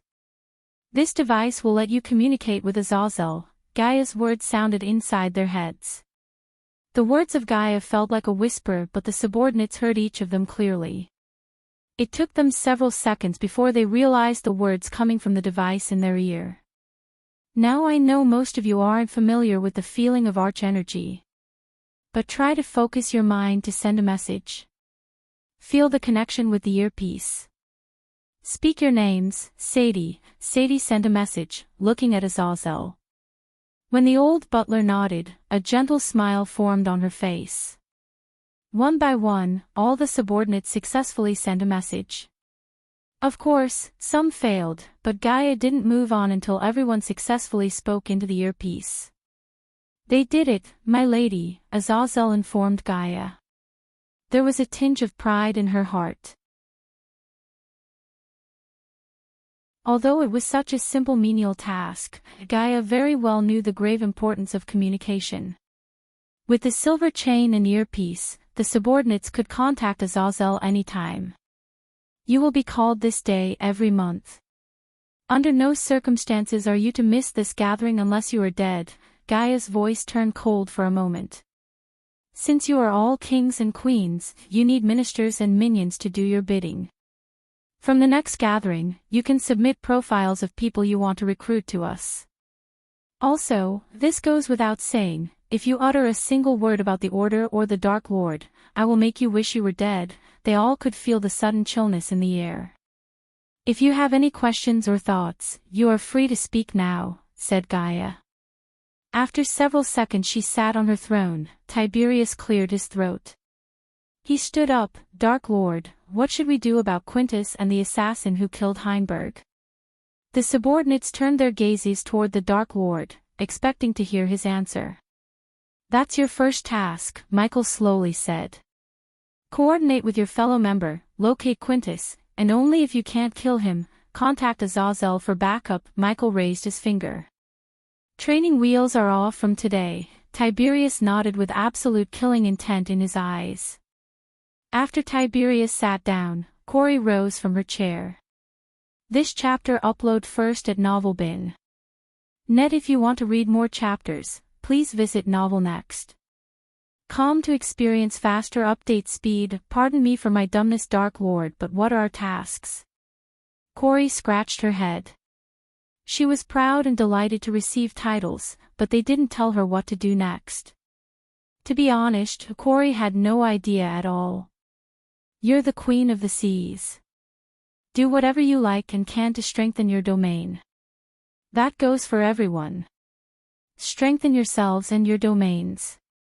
Be better, be the best. Michael's thick voice resonated in the hall. With his words, they started to have some idea about their future. Coordinate with your fellow members when you need help or others' expertise. Remember this. Michael rose from his throne. He glanced at the subordinates briefly for a few moments. The people around you at the table are your family. Etch that into your brain deep. Got it? The subordinates bopped their heads up and down. If you don't have anything to say, you can leave, said Gaia. They all remained silent without anything to say. Thus, Michael willed the system to teleport them back to where they came from. After the subordinates left the crypt, Michael exhaled deeply before collapsing onto the throne. Silence fell for several seconds. Michael looked at the empty hall and the empty chairs around the table. He felt proud. A strange sense of achievement rose in his heart. That went okay. Michael removed his mask, threw it on the table, and put his legs atop. Azazel, Michael called for his demon butler. He walked around the throne to stand before Michael's eyes. You are more important to us and the Order. I hope you know that, said Michael. Although Michael's soul bounded Azazel with him, the demon had his own personality and thoughts. He wasn't a robot programmed to serve him until the end of times. It would be troublesome if the demon butler thought he was not as important as the other subordinates. So Michael wanted to clear things up before the demon butler could think like that. I am honored, my lord. Azazel's words and the look in his eyes satisfied Michael. Return to the dark forest and monitor the subordinates, as you wish, bowed Azazel. After dismissing Azazel, Michael waved his hand as a stack of gold coins appeared on the table.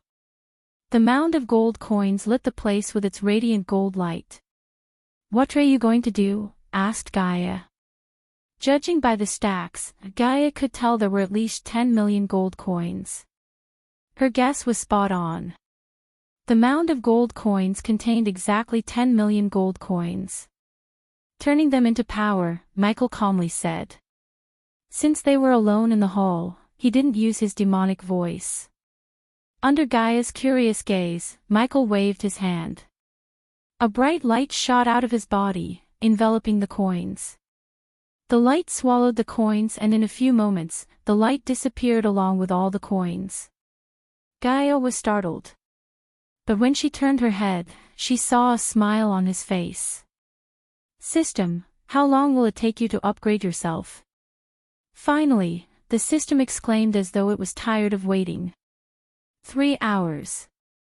"The host will not be able to use the system during this time," said the system. "Do it," Michael ordered the system. Coupled with the 300,000 badass points, the 400,000 badass points he got from converting the gold coins added a total of 700,000 badass points. As soon as Michael ordered, the badass points dropped from 700,000 to 100,000. Michael grinned despite losing the badass points and spending 10 million in a snap of time. He felt relieved to upgrade the system finally. Upon seeing the gold coins disappear, Gaia creased her brows. "Whatever you did with the coins, I hope it's worth it." "It is." Michael wrapped his hand around Gaia's slender waist. He pulled her closer while slowly removing her hand with the other hand. "What are you doing?" chuckled Gaia. This chapter upload first at Novelbin. Net. If you want to read more chapters, please visit novelnext.com to experience faster update speed. "I think you know what I am going to do," he whispered in her ear. Although Gaia wasn't a blushing type, his words created a tinge of redness on her cheek. Upon seeing the blush, Michael pulled her even closer. He could feel her gentle breath and the sweet fragrance. Not wanting to waste the moment, Michael gently kissed Gaia on the forehead. Inch by inch, Michael lowered his lips until he met her lips. Gaia closed her eyes. Her hands explored every inch of his body. When she reached his head, she grabbed his hair and pulled his face closer to the point both of them enjoyed a heavenly kiss in peace and silence. After 3 hours, Michael and Gaia returned to their room. As Michael leaned back on the bed, Gaia and Nightmare slept peacefully beside him. Nightmare curled himself into a ball under Gaia's gentle embrace. Michael wanted to sleep, but he simply couldn't. The excitement to rummage through new spells kept him awake. The system upgrade is completed. Current system level 6.0. The host can now have up to 25 subordinates. The host has received 1 free spell token as a gift for upgrading the system.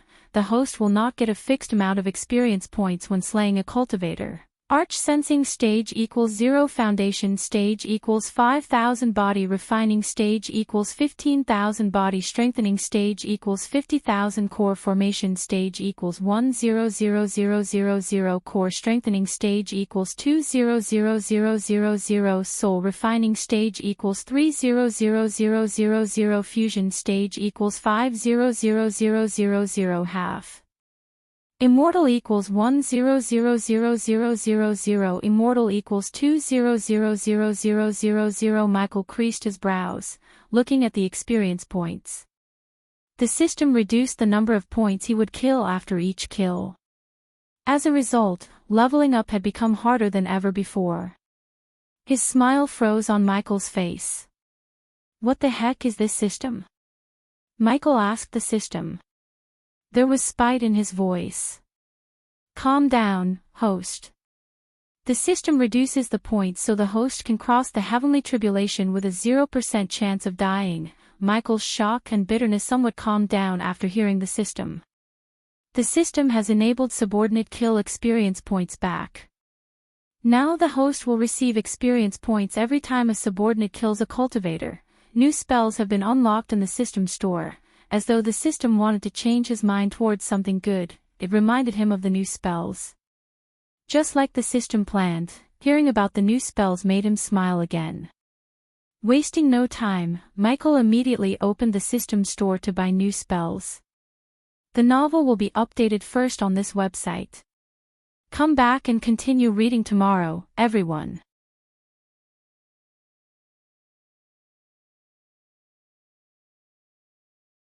Chapter 634. Buying new spells. When he opened the store, glowing blue cards appeared before his eyes. Michael swiped the cards telepathically.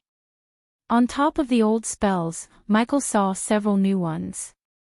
But, to be honest, he had a hard time choosing one.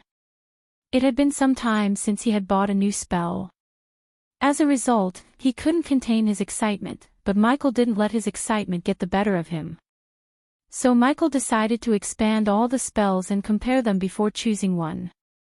Spell name, Guardian Blade Upgradable, yes effect, creates a magical floating sword that'll protect the caster for a period of time. Current level, the sword will protect the caster for 2 minutes. Anyone above the core formation stage will receive 50% less damage. Spell name, Lightning Shield Upgradable, yes effect, creates a barrier of electric energy. Current level, Lightning Shield will absorb any magical and physical attacks below or at the body strengthening stage. Spell name, Silene's Upgradable, yes effect, creates a bubble in which time is stopped for a short period. Current level, the bubble lasts for 5 seconds. The area of effect is a 0.5 meter radius. Spell name, Starfire Upgradable, yes effect, creates a weapon of fiery energy. Current level, the fire sword's duration is 1 minute. Anyone above the core formation stage will receive 50% less damage. Spell name, Demon's Wrath Upgradable, yes this chapter upload first at Novelbin. Net. If you want to read more chapters, please visit Novel Next. Com to experience faster update speed effect, creates a beam of powerful dark plasma energy. Current level, the beam can be fired from one hand. Regardless of defenses, anyone at or below the core formation stage can be killed instantly. Anyone above the core formation stage will receive 65% less damage. Spell name, Alteraro Vulgecto Upgradable, no effect, creates a demonic portal to a different dimension. Spell name, Eyes of Doom Upgradable, yes effect, an ability to store dark energy in the eyes and emit it in black optic blasts. Current level, capable of penetrating through anyone at or below the core formation stage instantly. A strange feeling of excitement rose in his heart. He couldn't choose a spell without having second thoughts. Every single spell seemed so powerful and useful, even the Guardian Blade and the Starfire. Which one? Michael asked himself. After a deep thought, Michael waved his hand, removing the Guardian Blade and Starfire. Although those two spells seemed powerful, especially after he upgraded them, Michael didn't see any use for them at the moment. Why should he have a sword made of fire or energy when he could use Doombringer and Ignorita? Compared to the rest, those spells looked the worst. The remaining 5 spells floated before his eyes.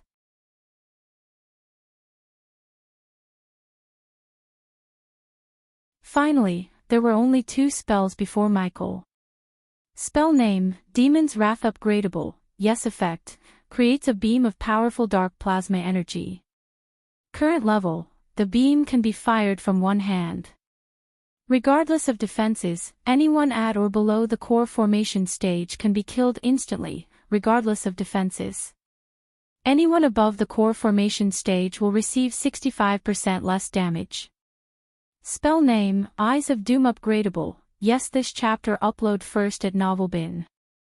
Net. If you want to read more chapters, please visit Novel Next.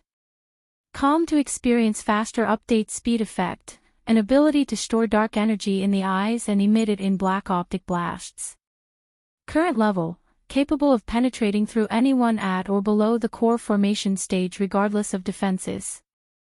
Anyone above the core formation stage will receive 65% less damage. Upon casting the spells, each would yield the same result as the other. But what differentiated the spells was their appearance. For example, the Demon's Wrath would let Michael fire a blast of dark plasma energy from his hand while the Eyes of Doom would fire optic laser blasts from his eyes. Now Michael had to decide between the 2 spells, thinking which would make him look cooler.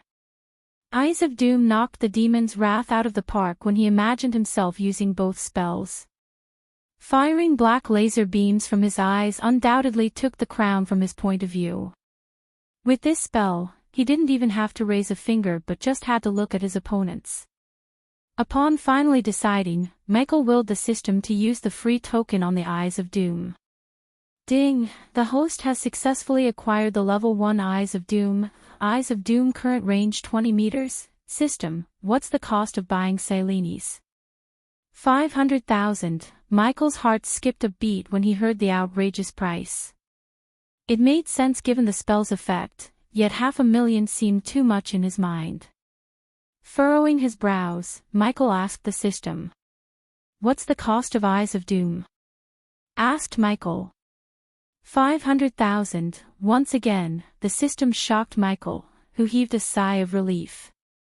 In case the Eyes of Doom was way cheaper than the Silenies, his heart would have ached for not choosing Silenies despite his reasonings.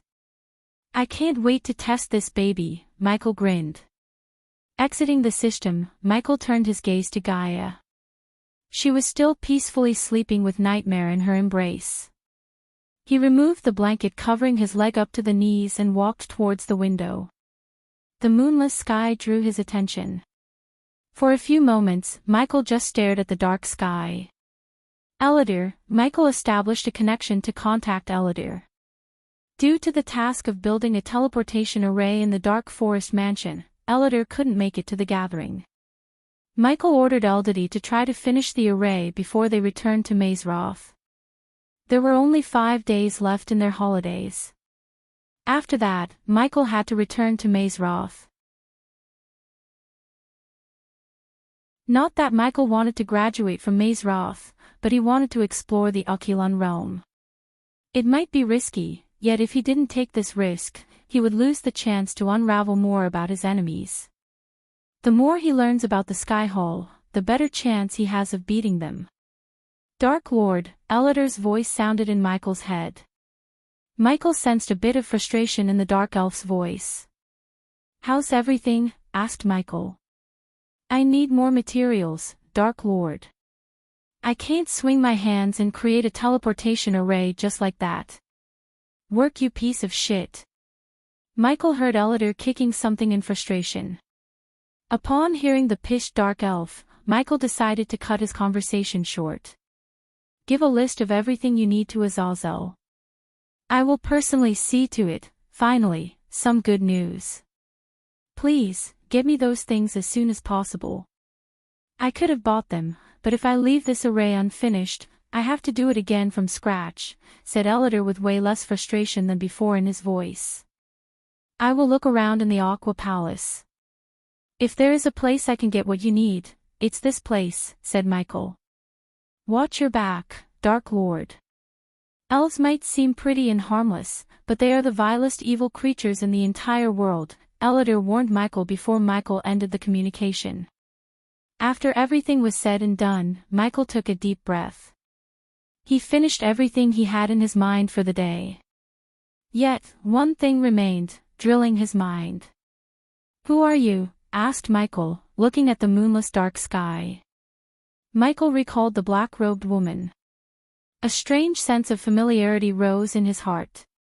But, more than anything, Michael wanted to unmask the woman and learn more about her.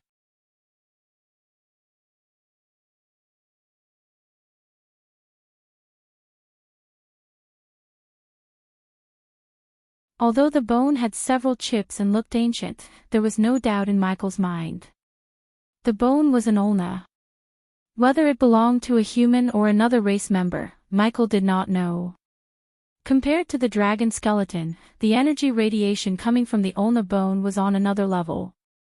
If the energy radiated by the dragon skeleton was a pond, the energy coming from the ulna was an ocean. At the same time, Michael noticed countless runes glow in the ground around the bone. The runes harmlessly dispersed the energy radiation.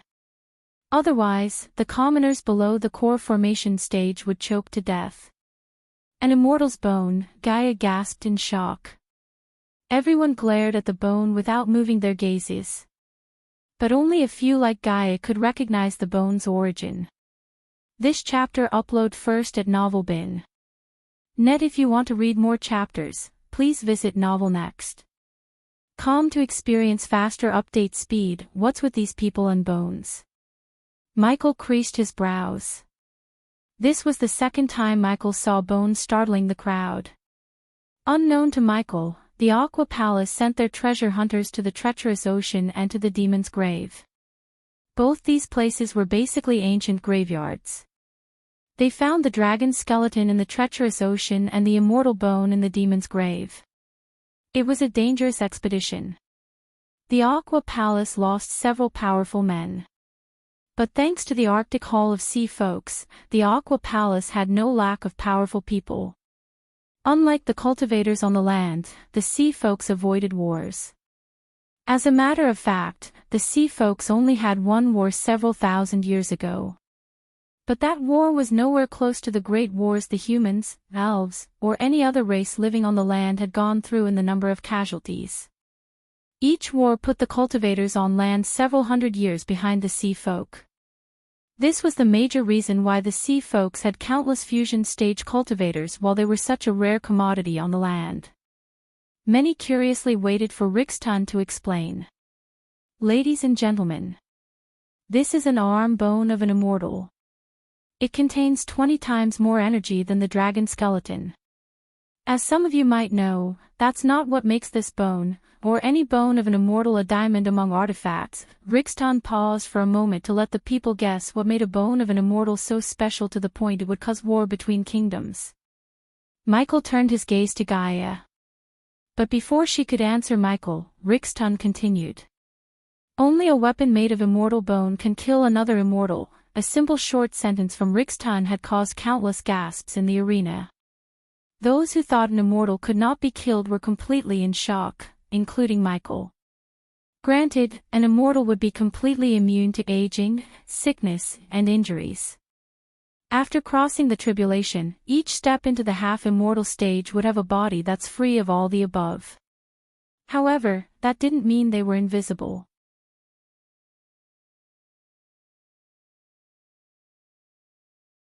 With the system at his disposal, the most dangerous place in the world might become his treasure trove.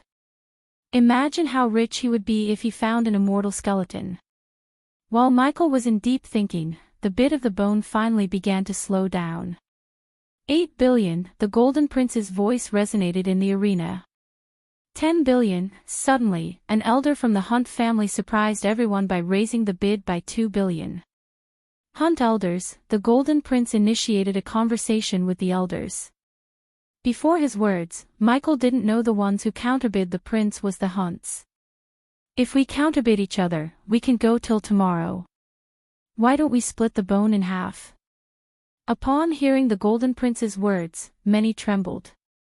Even Rixton stared at the prince's room with wide eyes. For a few moments, the auction stopped as silence took over the arena.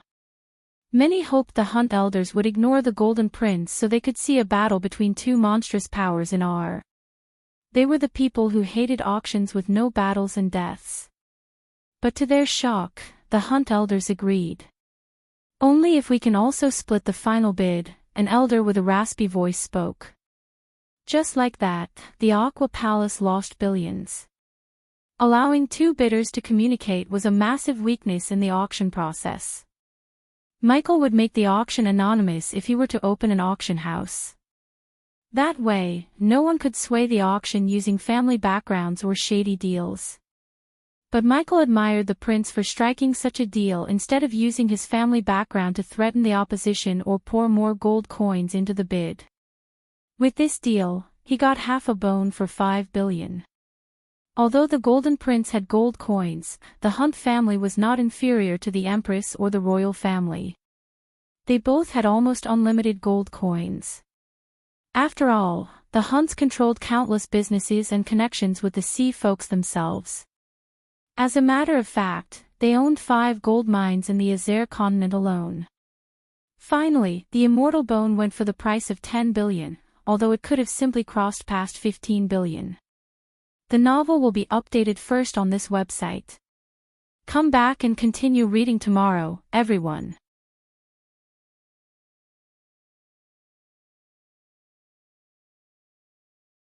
Chapter 636, Someone from the Past. Under the crimson-red sky, the castle of vampires stood imposingly. The vampires, adorned in complete black robes from head to toe, patrolled the castle ground in utter silence.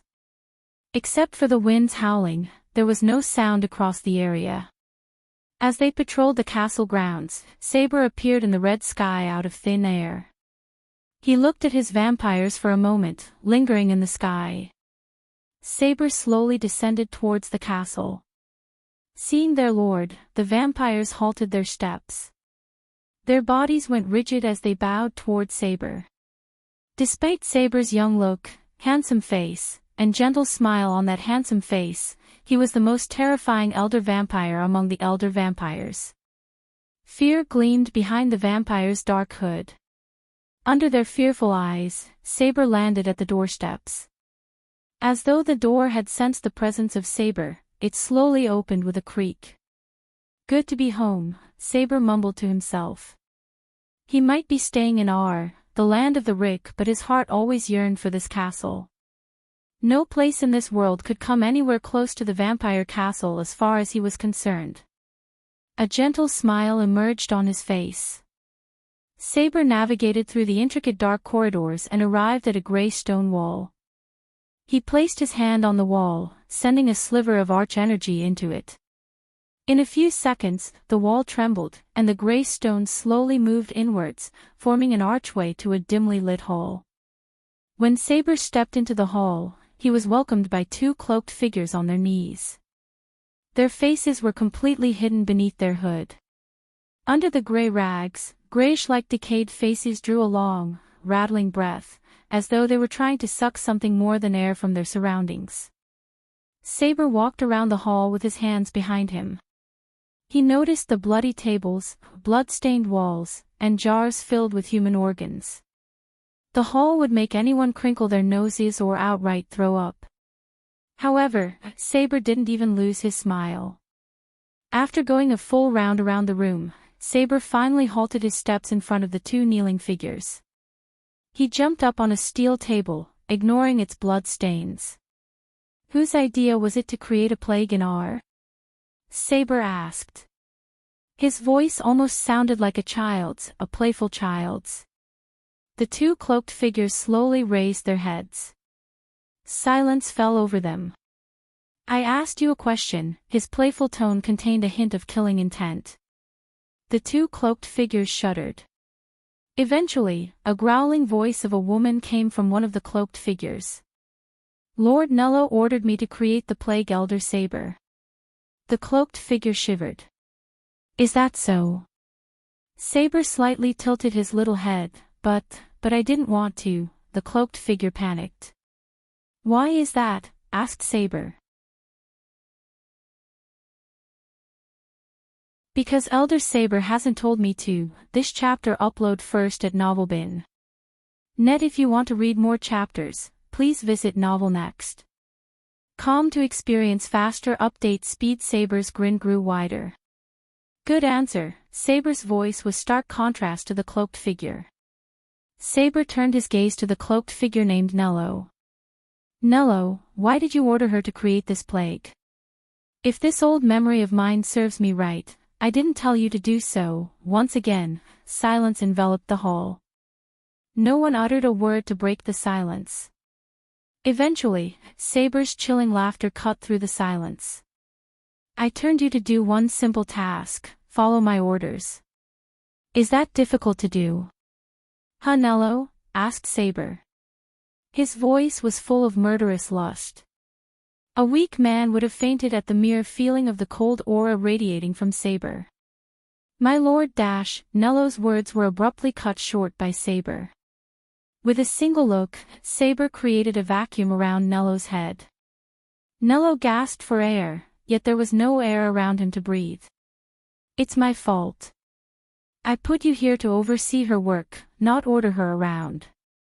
Maybe I wasn't clear about that. Saber's brows arched up. He played drums on the steel table nonchalantly. For a few minutes, Saber let Nello gasp for air without lifting a finger. Eventually, when Nello was about to lose consciousness, Saber simply waved his hand. Ah! Nello gasped for air. His chest rose up and down, frantically breathing as much air as possible. Fabia, did you know someone out there found a cure for the plague you created? Anyone from Giselle would have immediately recognized the name. Fabia Viridius, daughter of former Giselle Senator, Viridius. Michael blew the stage with all the senators of Giselle on it 7 months ago. Everyone, including Michael, thought Fabia had died in that explosion along with her father. She would have died if it wasn't for Saber, who rescued her and turned her into a vampire. Before that, Saber funded Fabia's experiments on Flame Fair, almost killing Titus and Optimus. The major weaknesses all the vampires had were sunlight and thirst for blood. Saber wanted to change that. Hence, he handpicked some of the genius brains in the world and made them work for him one way or another. Among the geniuses, Fabia was the smartest. Before Michael blew the stage with her on it, she was on the verge of a breakthrough. Her brutal experiments included people native to the southern continent and cultivators. Now that she was turned into a vampire and given a portal to travel between the southern continent and Flame Fair, she had a large victim pool at her disposal. No one in Flame Fair knew Fabia was controlling their Duke, and Saber controlled Fabia. Simply put, Saber was controlling Flame Fair for decades. But Flame Fair was one of the kingdoms indirectly controlled by the vampires. Every kingdom in the world had at least one vampire among them, controlling the kingdom from the shadows. That was how the vampires stayed in the shadows for such a long time. Whenever some adventurer or a scholar stumbled upon something vampire-related, they would immediately kill them before. Surprise and shock glistened in Fabia's eyes under the dark hood covering her head. This chapter upload first at Novelbin. Net, you can speak freely, Fabia. Seeing Fabia stutter in fear, Saber said, smiling at her. It wasn't my best work, my lord. Lord Nello only gave me a week. Any oblivious man would have been startled by her words. In a mere 1 week, Fabia created something that almost brought down the most powerful continent in the world. Suppose Michael hadn't intervened, Nello's plan would have been a success. Unfortunately, Michael threw a huge wrench in Nello's plan. If Nello had done the same a few months ago, Saber would have killed him instantly. However, everything changed. The vampires were no longer a myth. A journalist with the help of a guardian, exposed them with evidence. Although it was the Royal News who published an article about the vampires, Saber had a feeling someone else puppeteered everything from behind. Was it the same person who sent a threatening letter? Saber couldn't find an answer to the question. Let's just say, you had more resources and time. Would you say you can create something no one could find a cure for? Asked Saber. Yes, Fabia didn't even take a few seconds to think about it. She had monstrous trust in her abilities. With Saber's support, she knew she could create a new strain of plague that no one could cure. Her answer satisfied Saber. Her confidence and her abilities were what made her such a valuable asset. Otherwise, Saber would have let her burn to death. Looking at the smile on Saber's face, Fabia sighed inside. The smile symbolized she had evaded a death sentence from her master. But the same could not be said for Nello. To be honest, Fabia wanted Nello out of her way. He was a restriction to her experiments. A few days ago, Nello almost cancelled her plan to turn Quintus into a vampire. It took a lot of convincing. That time could have been used to do something else. So Fabia rooted for Saber to kill Nello. As far as she was concerned, he was just an obstacle between her and her success. No matter what, she had to appease Saber so he would bring her father back to life. What are you currently working on? Asked Saber. Although he didn't let his subordinates do whatever they wanted, he gave them an extent of freedom. Unlike Nello, Saber avoided micromanaging his subordinates. As long as they yield results for Saber, he funded their experiments. At the moment, Saber had 12 secret laboratories worldwide, and each one of them had a genius like Fabia working on the betterment of vampires. They were all preparing for the possible war against the Dark Lord. Hybrid soldiers, my lord. I have successfully created an assassin. Now I have put a hybrid warrior on the field and waiting for results. Fabia's voice had a tinge of pride.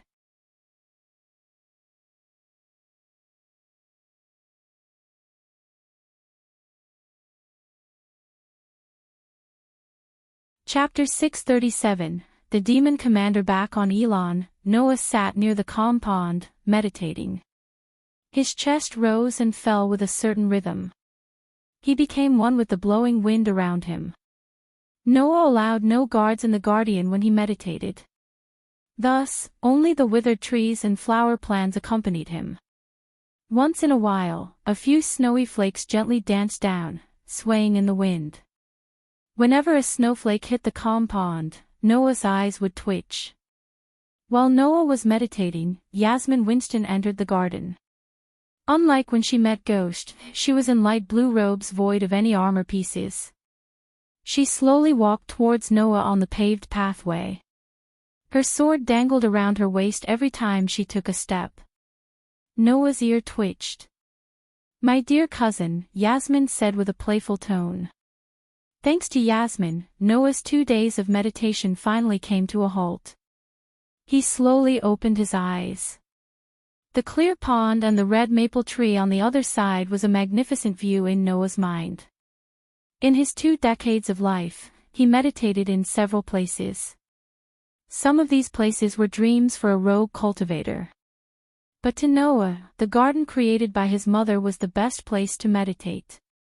It had certain tranquility the other places lacked.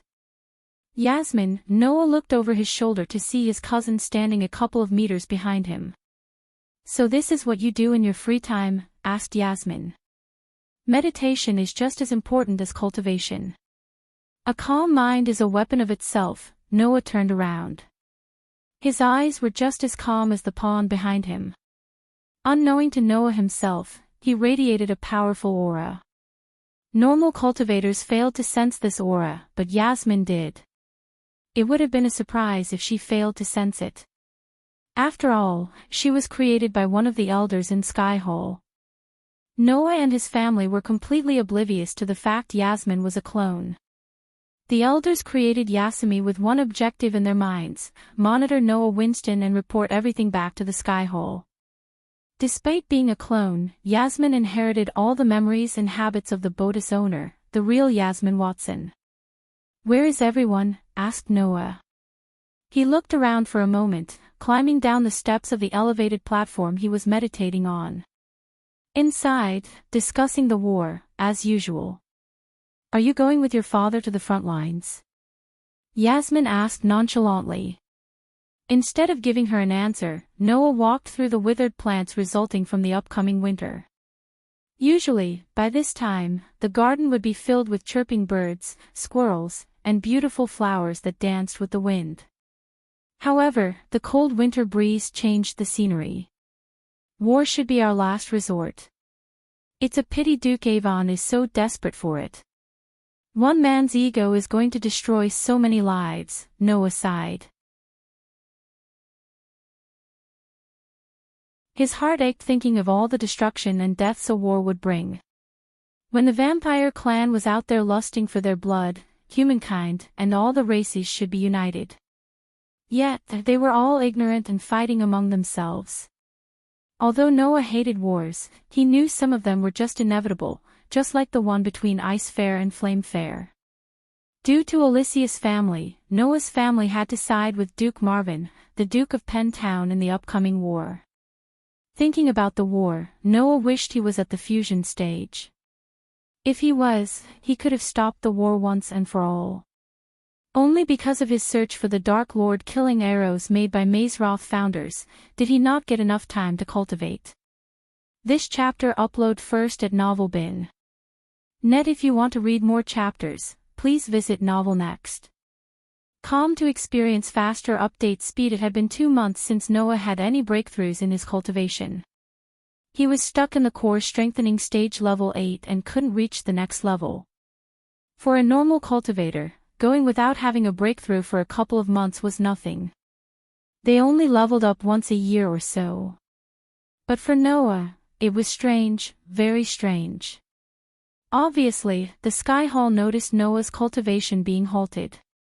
So they sent Yasmin to fix the situation. After all, if Noah wasn't strong enough, he wouldn't be able to fight the Dark Lord, and if he didn't, they couldn't get rid of the Dark Lord and control the last man standing. "I need your help with something, Noah," asked Yasmin while following Noah. "What is it?" asked Noah. "In my travel with my mentor, I stumbled upon a pocket dimension filled with treasures, rare artifacts, and valuables. Apparently, it was left behind by a half-immortal. You want me to come with you?"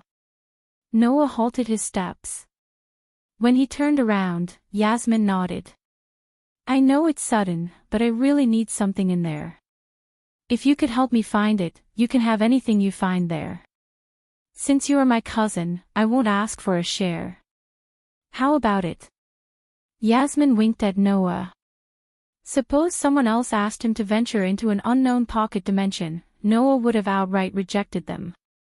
Furthermore, he would have become suspicious. However, Noah didn't even blink an eye when Yasmin asked him for help. Why? Because Noah trusted his family. For him, his family was everything. Never in a million years would he doubt his family. Yasmin Watson might be his cousin, but she was no different than his little sister Sabrina. He loved them both the same. So when she asked his help, Noah agreed right away without even considering the dangers of venturing into a pocket dimension left by a half-immortal. Even an oblivious man could tell the pocket dimension would be riddled with traps and dangerous. After all, cultivators hardly left behind their stuff with no protection. "Where is this pocket dimension?" asked Noah. With a grin, Yasmin flicked her wrist as a gold ring materialized on her palm.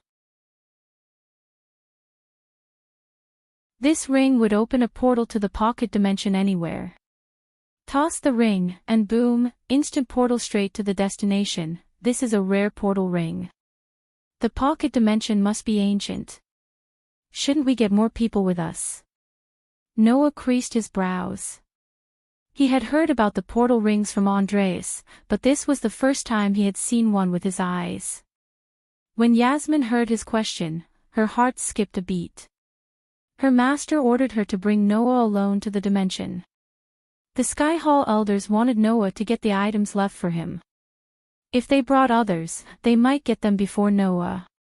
Even if Noah got them first, the chances of Noah sharing those gifts with others were significantly high. And share what we find with others? Hell no. "Where is my cousin, you chicken?" Yasmin punched Noah in the shoulder. Yasmin hid her true intention behind a playful chuckle. Unfortunately, due to Noah's weakness in the family, he couldn't see through her. This chapter upload first at Novelbin. Net, will you at least let me say goodbye to father and mother, or should I run behind you into the pocket dimension? Noah rolled his eyes. You have 5 minutes, Yasmin raised her hand, showing 5 fingers. But what about Norvin?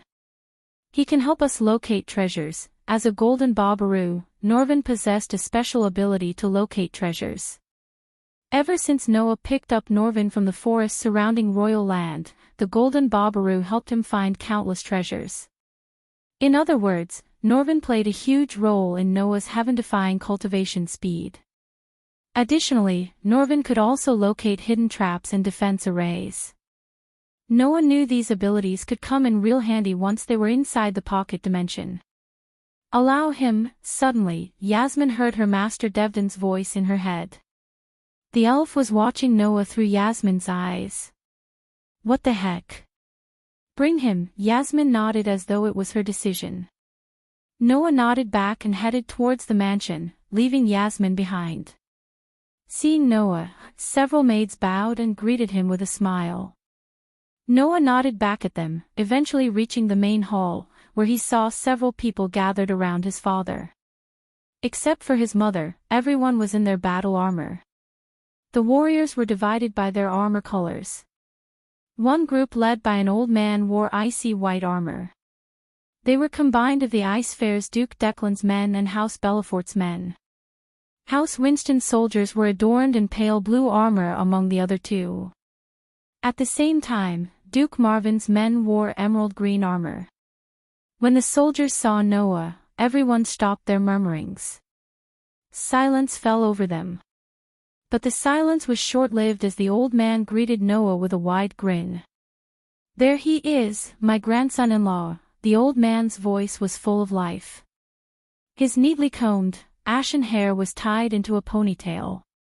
Compared to Ethan, who was a muscular man who could destroy a tree with his hands, the old man was skin and bones. An oblivious man wouldn't even spare a second glance at the old man. But his reputation was a stark contrast to his appearance. The old man's friends and family called him Xavier, but his enemies called him the Demon. He was the reason no one dared to wage war against Ice Fair. Even the so-called sword masters of Aragoth feared to battle Xavier one-on-one. The old man was an unstoppable killing machine. One could count the warriors who could fight the old man head-to-head with swords with one hand. In his early years, Xavier fought Maxim Barnes, who was a sword master then, and came close to defeating him. Although the battle ended in a draw, Maxim still had a tinge of fear for the old man in his heart. Even to this date, many sects and academies taught their disciples about Xavier and his sword mastery. "Grandpa," Noah greeted Xavier with a grin. The old man embraced Noah in a tight hug. Despite his thin stature, Noah felt like he was being crushed by two boulders. Seeing their commander loosening up, the soldiers looked a little bit relieved. "You look a bit exhausted. Are you eating well?"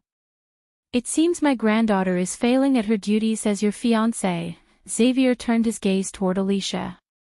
She looked a bit flustered, but she quickly managed to throw a cold glare at her grandfather. Even though the old man was feared across Elon, he was just a doting grandfather to Alicia.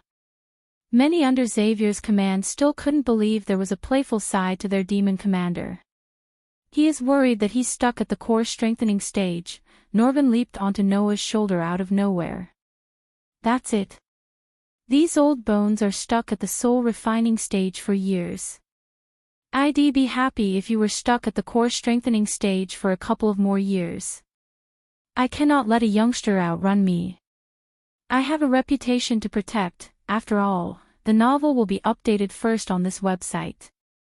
Come back and continue reading tomorrow, everyone."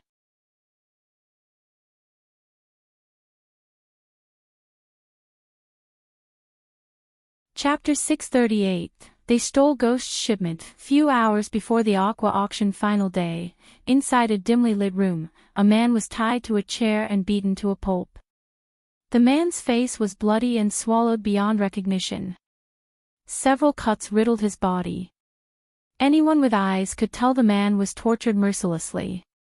Slowly, the man's eyes closed. Looking at the man's head falling down, a man walked out of the shadows. He was tall, muscular, and had messy brown hair. "Lord Malin." The man turned his head to see a guard entering the room. "Lord Ricky is on his way here," the soldier said. There was a tinge of panic in his voice. "Shit," Lord Malin cussed. He wanted to heal the man in the chair so he could make him feel the pain once more. How did he know this soon? Lord Malin questioned himself. House Bradley had been escorting Ghost's shipment for a year now, and they had never faced a problem until now. The entire shipment was stolen by masked men when the carriage containing the potions and pills were traveling through the forest surrounding Kethen. A group of highly trained masked men ambushed House Bradley and Rainshade Merchant Guild guards and stole everything inside the carriage. Although the masked men managed to kill many guards and escape with the shipment, the guards caught one of the masked men. That unlucky fellow was the one in the chair, getting tortured by Malin himself. As Lord Malin was thinking about how Ricky, the right-hand man of Ghost, learned about the ambush, Ricky entered the dark room with a couple of guards of his own. As usual, they all dressed in complete black, just like their lord, Ghost. Lord Ricky. Due to Ricky's appointment as a minister and his status as Ghost's right-hand man, everyone started to call him Lord Ricky. When Ricky entered the room, he noticed Malin standing there with no shirt to cover his upper body. He was stained in blood. Judging by the man tied to the chair, Ricky could tell where the blood came from. Even if the blood came from Lord Malin himself, Ricky wouldn't give a damn. He was super pissed and on the verge of killing everyone in the room. He wasn't the same gate guard Ricky anymore. After being Ghost's right-hand man and managing his affairs for a long time, Ricky became more dominant and less merciful. "Tell me he is one of the men who stole the shipment," asked Ricky. His voice was cold. Killing intent radiated out of every pore in his body. No matter what it takes, he must get back the shipment and fix the situation. That was the only way to escape the wrath of Sister Elia. Yes, Lord Malin nodded. A year ago, Lord Milana wouldn't have spared a second look at a commoner such as Ricky. He was a lord of a noble family and a core-strengthening stage warrior. Now, he had no choice but to show respect to Ricky. "Did he tell you who stole the shipment?" asked Ricky. Fortunately, Malin received an answer from the thief after hours of torture. Ricky creased his brows as immense killing intent made the temperature in the room drop by a few degrees. "Who?" asked Ricky. "Duke Avon. He ordered his men to rob the supplies. They are planning to use the healing potions for themselves." For a moment, Ricky was stunned. But after thinking about where the shipment was going, everything made sense. A few days ago, Lord Ethan from House Winston bought all the healing potions in preparation for the upcoming war against Flame Fair. Since Lord Ethan had a good relationship with Master Ghost, Ricky sold all the healing potions along with several other products to Lord Ethan. Ricky gave his word to Lord Ethan that everything would reach his manor in 2 days. Now that the shipment had been stolen, Ricky was enraged. Ricky turned his cold gaze to the man in the chair. Looking at his frail state, Ricky flicked his wrist as a healing potion materialized in his hand. This chapter upload first at Novelbin. Net. If you want to read more chapters, please visit Novel Next. To experience faster update speed, lift his head, Ricky ordered his men. While Lord Malin and his guards were staying behind, Ricky's men lifted up the thief's head. Ricky slowly opened the thief's mouth, pouring the healing potion into it. In a couple of seconds, Ricky emptied every single drop of the healing potion into his mouth. Lord Malin furrowed his brows. He couldn't help wondering what the heck Ricky was doing. He just wasted 15,000 gold coins worth of healing potion on a thief. Where am it? The thief mumbled. "Am I dead?" The thief was tortured to the point he doubted his reality itself. When his vision cleared, the thief's eyes went wide. Finally, he realized where he was and what he was doing. "Not yet," Ricky answered the thief with eyes full of murderous intent. "Did Duke Avon order you to steal the shipment?" The thief did not answer. Silence occupied the room for a moment. "Let me rephrase my question. Did Duke Avon order you to steal the shipment belonging to Master Ghost?" The thief trembled, hearing Ricky's cold voice. Ricky's eyes turned predatory.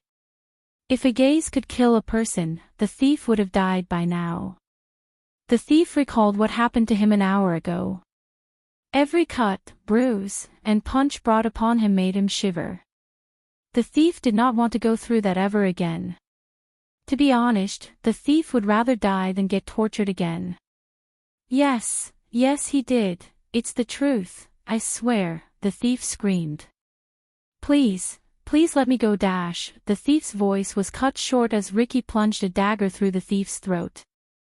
Lord Malin was stunned. He did not even see when Ricky unsheathed his dagger.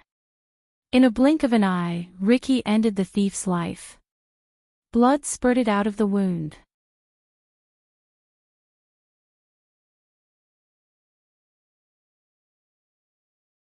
Because once Sister Elia learns what he did, she will make him wish he was dead, Ricky said before walking out of the room with Lord Malin.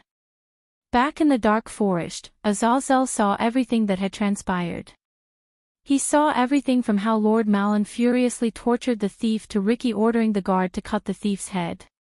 A while later, Azazel slightly moved his head to see a red-haired man in his early 40s. The scar from his left eye to his upper lip gave him a villainous look. Looking at crates filled with healing potions, the man smirked. Duke Avon, Azazel coldly uttered the name. The man was the Duke of Flame Fair, Avon Jilks. "You're a dead man," Azazel said. Although Lord Ethan ordered and paid for the shipment, it belonged to Ghost until the shipment was delivered to the client. That was how Michael treated his business. By attacking the carriage and stealing the shipment, Duke Avon practically attacked Ghost. So the Duke had to pay for what he did. "My lord," Azazel contacted Michael through the telepathic link between them. Azazel heard Michael's voice in his head. "My lord, one of our shipments were attacked and stolen." For a few moments, Azazel received no response from Michael. "Who?" Azazel felt a chill running down his spine when he heard Michael's murderous voice. "Duke Avon, the Duke of Flame Fair," said Azazel. "You're tuning into the Path of the True Immortal YouTube channel. Don't forget to subscribe and join us on this journey to catch the most captivating stories."